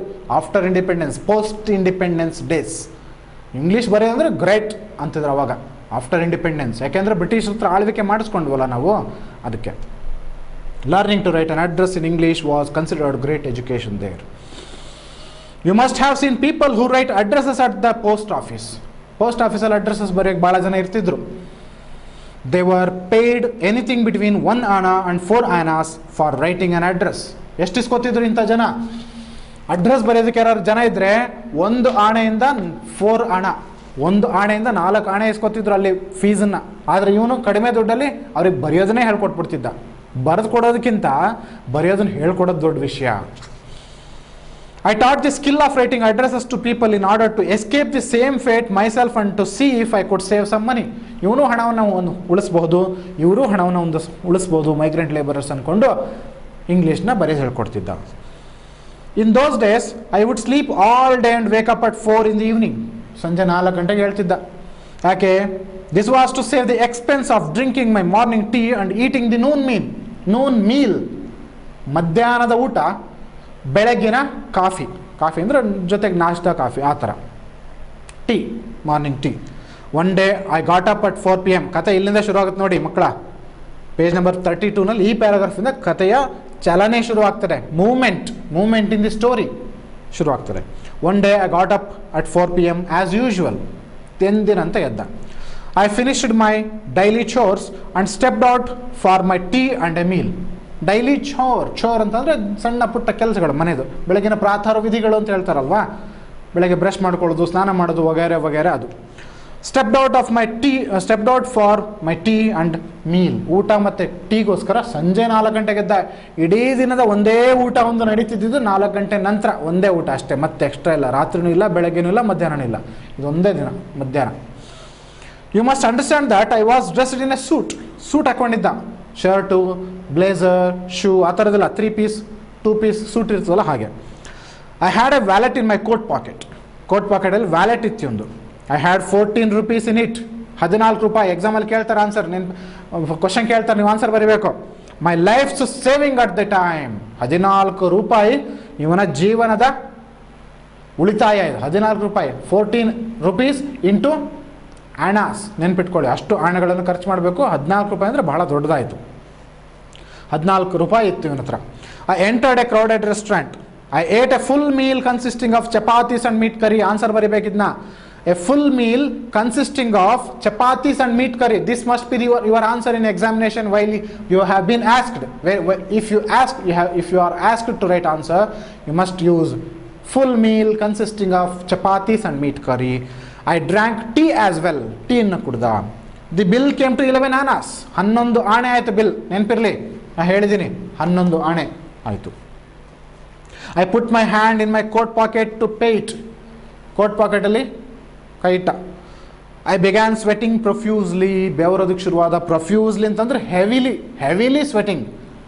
And almost digested in an instant all that I had eaten. ಒಂದೇ ಒಂದು ಕ್ಷಣದಲ್ಲಿ ಅರ್ಧ ಗಂಟೆ ಕೂತ್ಕೊಂಡು ತಿಂದಂತಹ ಚಪಾತಿ, ಮೀಟ್ ಕರಿ, ಟೀ ಎಲ್ಲ ಒಂದೇ ಕ್ಷಣದಲ್ಲಿ ಜೀರ್ಣ ಆಗ್ಬಿಡ್ತು ಅನ್ನೋ ಹಾಗೆ ಫೀಲಿಂಗ್ ಬಂತು ಅವನಿಗೆ. The reason was my wallet was not there in the coat pocket. I said, ಜೋರಾಗಿ ಕೂಕೊಂಡ, someone has picked my pocket and taken away my wallet ಅಂತ ಹೇಳಿ. ಯಾರೋ ನನ್ನ ಪಿಕ್ ಪಾಕೆಟ್ ಮಾಡಿಬಿಟ್ಟಿದ್ದಾರೆ, ಕಳ್ಳರು ಹಣ ತಗೊಂಡೋಗ್ಬಿಟ್ಟಿದ್ದಾರೆ. Next paragraph. It was a very busy restaurant. ಭಾಳ ಬ್ಯುಸಿ ಇತ್ತು restaurant. The owner gave a loud guffaw startling everyone around. ದೊಡ್ಡದ ನಕ್ಬಿಟ್ಟ, ಎಲ್ಲರನ್ನೂ ಹೆದರಿಸ್ಬಿಟ್ಟ. ಓನರ್ ಆಫ್ ದಿ ರೆಸ್ಟೋರೆಂಟ್ ಇವರ ನಕ್ಕ ಅವನ ಹತ್ರ ಹೇಳಿದ ತಕ್ಷಣ. He caught me by the lapels of my coat. ನೆನಪಿರಲಿ ಈ ಶಬ್ದಗಳು, lapels of my coat and shaking me cried. Shake ಮಾಡಿದೆ, ಹಿಡ್ಕೊಂಡು ಕುಲುಕಿಸ್ಬಿಟ್ಟ ನರೇಟರ್ನ. ದಿಸ್ ಹೇಳ್ದ, ಜೋರಾಗಿ ಕೂಗ್ದ, this trick won't work here. ನೀ ಹೇಳೋವಂಥ ಈ ಟ್ರಿಕ್ ನಡೆಯಲ್ಲ. ದುಡ್ಡಿಲ್ಲ ಅಂತ ನಾಟಕ ಮಾಡ್ತೀಯಾ, ದುಡ್ಡು ಇಡು, ಇಲ್ಲಾಂದ್ರೆ ನಿನ್ನ ಕಣ್ಗುಡ್ಡೆ ಕಿತ್ತಾಕ್ಬಿಡ್ತೀನಿ. ದುಡ್ಡು ಇಡು, ಹೋಗ್ತಾ ಇರು ಅಂತ ಹೇಳ್ದ. ದಿಸ್ ಟ್ರಿಕ್, ನೀ ಟ್ರಿಕ್ ಮಾಡಿದ್ರೆ ನಾನೆಲ್ಲ ನಂಬಲ್ಲ. Put the money down and go or else I will ಗಾಗ್ your eyes out ಅಂತ ಹೇಳ್ದ. ನಿನ್ನ ಕಣ್ಣು ಗುಡ್ಡೆ ಕಿತ್ತಾಕ್ಬಿಡ್ತೀನಿ ಅಂತ ಹೇಳ್ದ. I looked at the people around me, ನನ್ನ ಸುತ್ತಮುತ್ತ ಇದ್ದಂಥ ಜನರನ್ನ ನೋಡಿದೆ ಅಂತ ಹೇಳ್ತಾನೆ narrator. I did not see even one kind face. ಗಮನ ಇರಲಿ, ಕೈಂಡ್ ಅನ್ನೋ ಶಬ್ದ ನೋಡ್ಕೊಳ್ಳಿ. Kind face, no kind face. Kind, ಕಾರುಣ್ಯ ಭರಿತ ಮುಖಚರ್ಯೆ ಯಾರದ್ದೂ ಇಲ್ಲ ಇಲ್ಲಿ. ಓನರ್ಗೂ ಕರುಣೆ ಇಲ್ಲ, ಕೈಂಡ್ನೆಸ್ ಇಲ್ಲ. ಪೀಪಲ್, ಜನಕ್ಕೂ ಅಲ್ಲಿ ಕರುಣೆ ಇಲ್ಲ. He didn't see even one kind face around him. ಒಬ್ಬನೇ ಒಬ್ಬ ಕರುಣಾಮಯಿ ಸಿಗಲಿಲ್ಲ ಅಲ್ಲಿ. They had the look of hungry wolves. ಹೆಂಗೆ ಲುಕ್ ಕೊಡ್ತಾ ಇದ್ರು ಅಂದರೆ ಹಸಿದಿರುವ ತೋಳಗಳ ಥರ. ಇವನು ಯಾರೋ ಒಬ್ಬ ಕಳ್ಳ ಇದ್ದಾನಿಲ್ಲಿ, ದುಡ್ಡನ್ನು ಕೊಡೋಕ್ಕಾಗದೆ ಓಡೋಗಕ್ಕೆ ನೋಡ್ತಾ ಇದ್ದಾನೆ ಅಂತಂದು ಅನ್ನೋ ಥರ ನೋಡ್ತಾ ಇದ್ದಾರೆ ಜನರೆಲ್ಲ ಅವನನ್ನು. If he said he would gog my eyes out, he would gog them out. Narrator was very afraid that he may gog his eyes out. ಕಣ್ಗುಡ್ಡೆ ಕಿತ್ತಾಕ್ಬಿಡ್ತಾನೆ ಅನ್ಕೊಂಡ. I said, let my coat be here, I will go and bring some money. Narrator ಒಂದು offer ಮಾಡ್ದ, ಒಂದು deal ಕುದುರ್ಸಕ್ಕೆ ನೋಡ್ದ. ನಾನು ಕೋಟಿಲ್ಲಿ ಇಡ್ತೀನಪ್ಪ, ಹೊರಗೋಗಿ ಬರ್ತೀನಿ, ದುಡ್ಡು ಕೊಟ್ಟು ಕೋಟನ್ನು ಬಿಡಿಸ್ಕೊಂಡು ಹೋಗ್ತೀನಿ. ಅಡ ಇಡೋದಕ್ಕೆ ಹೋದ, ಪ್ಲೆಡ್ಜ್ ಮಾಡೋದಕ್ಕೆ ಹೋದ. The restaurant keeper laughed again. ಮತ್ತೆ ನಕ್ಕ, ಟ್ರಿಕ್ ಮಾಡಬೇಡ ಅಂತ. He asked me to take off my coat. ಸರಿ, ಕೋಟನ್ನು ಕಳ್ಚಿಡೋದು. ಅಲ್ಲಿಗೆ ನಿಲ್ಲಿಲ್ಲ ಪ್ಲೆಡ್ಜಿಂಗು, ಅಲ್ಲಿಗೆ ನಿಲ್ಲಿಲ್ಲ. I took off my coat. He asked me to take off my shirt. Shirt ತೆಗಿಯಿಂದ. I took off my shirt. He asked me to take off both my shoes. Shoes ಕಳ್ಚೊಂದ. I took off both shoes. Finally he asked me to take off my trousers. ಪ್ಯಾಂಟನ್ನು ಕಳ್ಚಕ್ಕೆ ಹೇಳ್ದ. So the idea seem to be to strip me. Strip me ಅಂದರೆ ಬಟ್ಟೆಯನ್ನು ಕಳಚೋದಕ್ಕೆ strip me, strip ಅಂತ ಹೇಳ್ತಾರೆ, strip ಅಂತ ಹೇಳ್ತಾರೆ. ಸ್ಟ್ರಿಪ್ ಅಂದರೆ ಬಟ್ಟೆ ಕಳ್ಚೋದು, ಚರ್ಮ ಸುಲಿಯೋದು ಅಂತಲೂ ಬರುತ್ತೆ, ಅದರಲ್ಲಿ ಸ್ಟ್ರಿಪ್ ಅಂದರೆ ಬಟ್ಟೆ ಕಳ್ಚೋದು. Gouge out my eyes and send me out naked. ಒಂದು ರೀತಿ ನನ್ನನ್ನೆಲ್ಲ ಪೂರ್ತಿ ಬಟ್ಟೆ ಕಳಚ್ಬಿಟ್ಟು, ಕಣ್ಣುಗುಡ್ಡೆ ಕಿತ್ತಾಕ್ಬಿಟ್ಟು, ಬ್ಲೈಂಡ್ ಮಾಡಿ, ನೇಕೆಡ್ ಆಗಿ ಪೇಟೆಯಲ್ಲಿ ಬಿಟ್ಬಿಡೋಕ್ಕೆ, ನಾಯಿಗಳ ಥರನೋ ಪ್ರಾಣಿಗಳ ಥರನೋ ಬಿಟ್ಬಿಡೋಕ್ಕೆ ಯೋಚನೆ ಮಾಡ್ತಾ ಇದ್ದಾನೆ. The idea of this owner of this restaurant. Idea of the owner of the restaurant, ಹೀಗೆ ಅಂತ ಅಂದ್ಕೊಂಡ. I said, I have nothing on underneath. ಒಳಗಡೆ ಏನೂ ಹಾಕ್ಕೊಂಡಿಲ್ಲ ಮಹಾಸ್ವಾಮಿ ಅಂತ ಹೇಳ್ದ. Everyone laughed. ನೋಡಿ, ಜನ ಮರುಕ ಪಡಬೇಕು, ಕೈಂಡ್ನೆಸ್ ತೋರಿಸ್ಬೇಕು, ಮರ್ಸಿ ತೋರಿಸ್ಬೇಕು. ಯಾರಿಗೂ ಕರುಣೆ ಇಲ್ಲ. ಒಬ್ಬ ಮನುಷ್ಯನ ಪ್ರಾಣ ಹೋಗ್ತಿದೆ, ಮಾನ ಹೋಗ್ತಿದೆ ಅಂದರೆ ಯಾರಿಗೂ ಕರುಣೆ ಇಲ್ಲ. ಕಳಚು ಅಂತ ಹೇಳ್ತಾ ಇದ್ದಾರೆ. About 50 the restaurant keeper said, I doubt it, you must have something on underneath. ನೀನು ಒಳಗೆ ಏನಾರು ಹಾಕ್ಕೊಂಡಿರಲೇಬೇಕು ಅಂತ ಅಂದು ಡೌಟ್ ಪಟ್ಟ restaurant owner. About 50 people repeated. 50 ಜನ ನಿಂತಿದ್ರಿಲ್ಲಿ. 50 people, ಅಬೌಟ್ 50 people, ಅಂದಾಜು 50 ಜನ ಇದ್ರು ಇಲ್ಲಿ. ಅವರೆಲ್ಲರೂ ಹೇಳಿದ್ರು, ಒಂದೇ ಮಾತಲ್ಲಿ ಹೇಳಿದ್ರು, there must be something on underneath. ಒಳಗೆ ಏನೋ ಹಾಕ್ಕೊಂಡಿರ್ಬೇಕು ನೀನು ಅಂತ ಹೇಳ್ತಾ ಇದ್ದಾರೆ. About 50 people repeated, there must be something on underneath. My hands refused to move. His hands were refused to move. I saw in my imagination a man standing in the crowd. ಇವನೇ imagine ಮಾಡ್ಕೊಂಡ. A man, this man standing in the crowd, stark naked. ನಿಚ್ಚಳವಾಗಿರುವಂಥ ಬೆತ್ತಲೆ. Without his eyes, ಕಣ್ಣು ಕಳಿಸ್ಕೊಂಡು ಬೆತ್ತಲಾಗಿ ನಿಂತ್ಕೊಂಡಂಗೆ imagine ಮಾಡ್ಕೊಂಡ ಇವನು. Life was going to end like that. ಜೀವನ ಹೀಗೆ ಮುಗಿಬೇಕು ನಂಗಿದ್ರೆ ಹಾಗೆ ಆಗಲಿ ಬಿಡಪ್ಪ. Let it end and for all this I never mind. ಇದಕ್ಕೆ ನಾನು ಹೆದರಲ್ಲ. ಹಾಗಾದರೆ, O creator of the world, my God, I had nothing to say. ದೇವರೇ, ನಾನು ಏನೂ ಹೇಳೋಕ್ಕಾಗಲ್ಲ, ನೀನು ಹೀಗೆ ಮಾಡಬೇಕು ಅಂತ ಹಣೆಯಲ್ಲಿ ಬರೆದಿದ್ರೆ ಹಾಗೆ ಆಗಲಿ ಅಂತ ಹೇಳಿ ಶುರು ಮಾಡ್ದ. Everything would end to the satisfaction of all. ಎಲ್ಲದು ಮುಗಿದೋಯ್ತು, ಇವರೆಲ್ಲರನ್ನ ಸ್ಯಾಟಿಸ್ಫೈ ಮಾಡೋದಕ್ಕೋಸ್ಕರ ಎಲ್ಲದು ಮುಗಿದೋಯ್ತು, ಜೀವನ ಪ್ರಾಣ ಅಂತ ಹೇಳಿ ಅಂದ್ಕೊಂಡು ಕಣ್ಣು ಮುಚ್ಕೊಂಡು ಅನ್ಬಟನ್ ಮಾಡೋಕ್ಕೆ ಹೊರಟ. I began to undo one by one the buttons of my trousers. I began to undo the buttons of my trousers. Then I heard a voice, stop, I shall pay the money. ಅವನು ಹಂಗೆ ತೆಗಿಯೋಕ್ಕೆ ಹೊರಡ್ತಿದ್ದಂಗೆ ಒಂದು voice ಕೇಳಿಸ್ತು, stop, I shall pay the money ಅಂತ ಅಂದು ಒಬ್ಬ stranger ಬಂದ. ದೇರ್ ಸ್ಟುಡ್ ಎ ಫೇರ್ ಇದನ್ನ ಈ ಡಿಸ್ಕ್ರಿಪ್ಷನ್ ನೆನಪಿರ್ಲಿ ಗೆಳೆಯರೆ. ಈ ಸ್ಟ್ರೇಂಜ್ ಮ್ಯಾನ್ ಹೇಗಿದ್ದ ಅಂತ ಏನಾದ್ರು ಕೇಳಿದ್ರೆ you must repeat the same words and phrases here from this textbook. ಇದನ್ನೇ ಬಳಸ್ಬೇಕು ನೀವು, ಬೇರೆ ನಿಮ್ಮದೇ ಸ್ವಂತ ವಾಕ್ಯದಲ್ಲಿ ಸ್ವಂತ ಶಬ್ದದಲ್ಲಿ ಬರಿಬೇಡಿ ಮಕ್ಕಳೇ, ಇದನ್ನೇ ಬಳಸಿ. There stood a fair complexioned man ವರ್ಣ, ಶುಭ್ರ ವರ್ಣ, ಶ್ವೇತವರ್ಣದ, ಫೇರ್ ಕಾಂಪ್ಲೆಕ್ಷನ್. 6 foot tall, 6 ಅಡಿ ಎತ್ತರ ಇದ್ದ.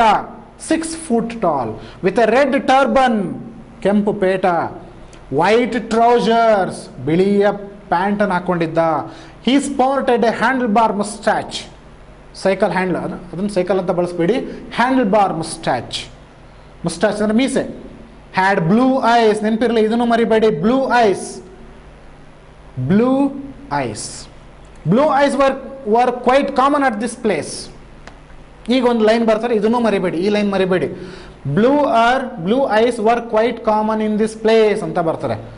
Dash were common in this place ಅಂತ ಕ್ವಶನ್ ಬಂದರೆ 1 mark ಕ್ವಶನ್ನು.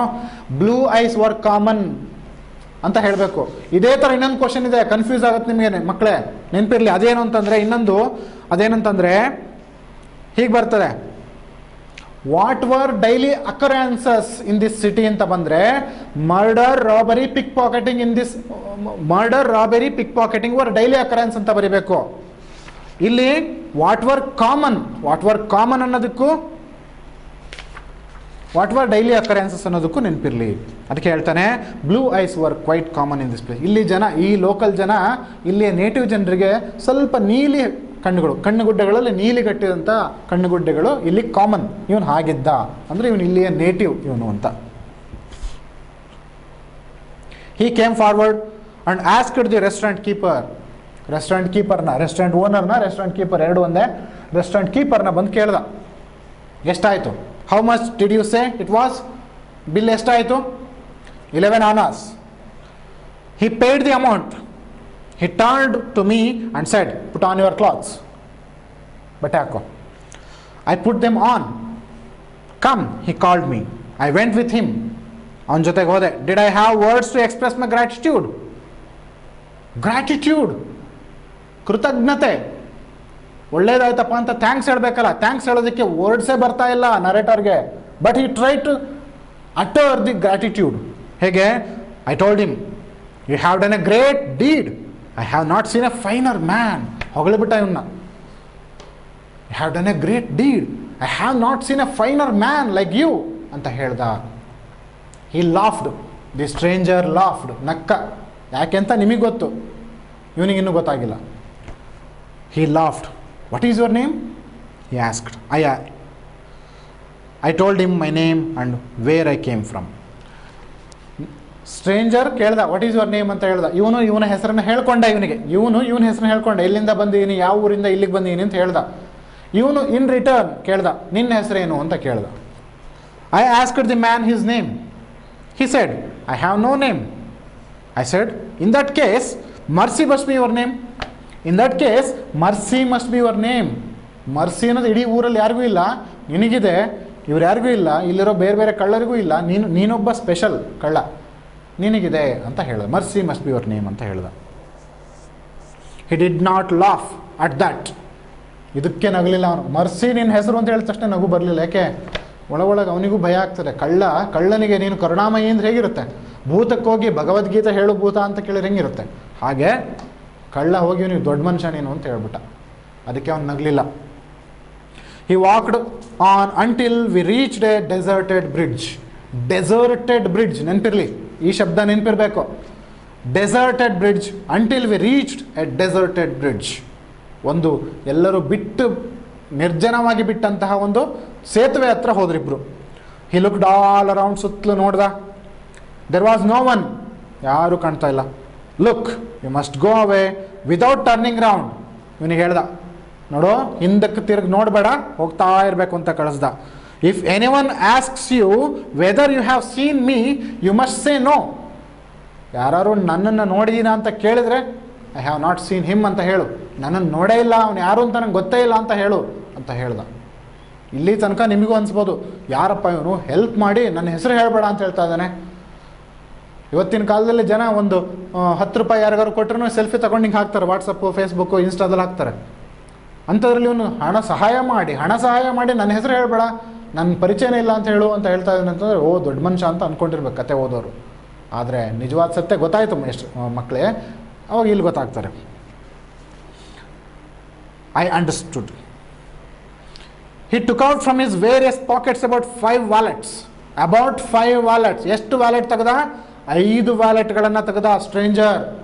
5 ವ್ಯಾಲೆಟ್ಗಳನ್ನು ತೆಗೆದ ತನ್ನ coat ಪಾಕೆಟಿಂದ. 5 among them was mine. 5 ಒಳಗಡೆ ಇವನದು ಒಂದು ವ್ಯಾಲೆಟ್ ಇದೆ, ಇವನೊಂದು ಪರ್ಸ್ ಇದೆ, ಹಣದ ಚೀಲ ಇದೆ. Which of these is yours? Which of these is yours? ಯಾವುದು ನಿಂದ ಇದರಲ್ಲಿ ಅಂತ ಕೇಳ್ದ. I pointed to my wallet.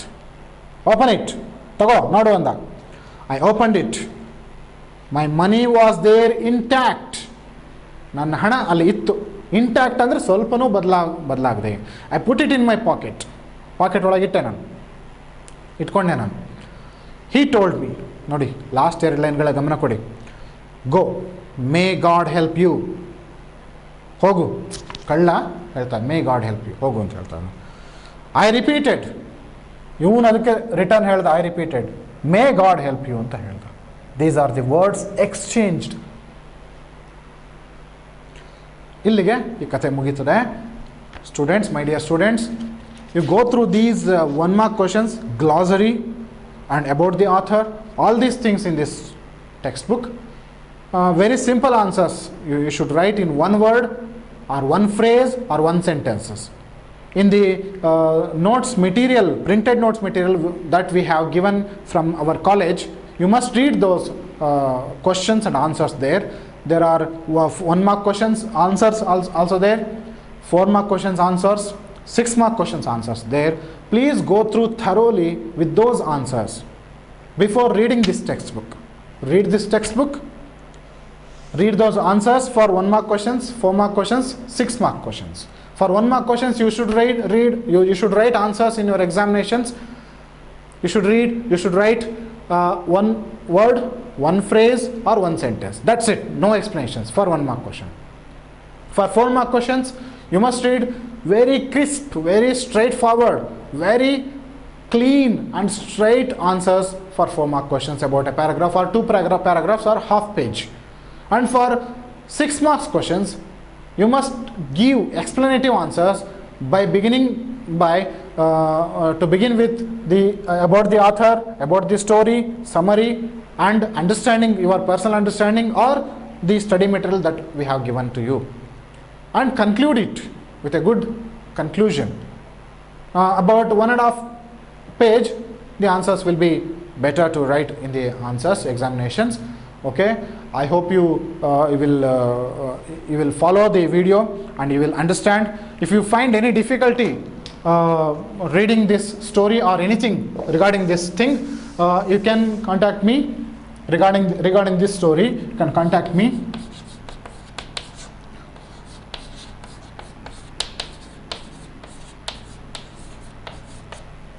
Okay, you can through phone.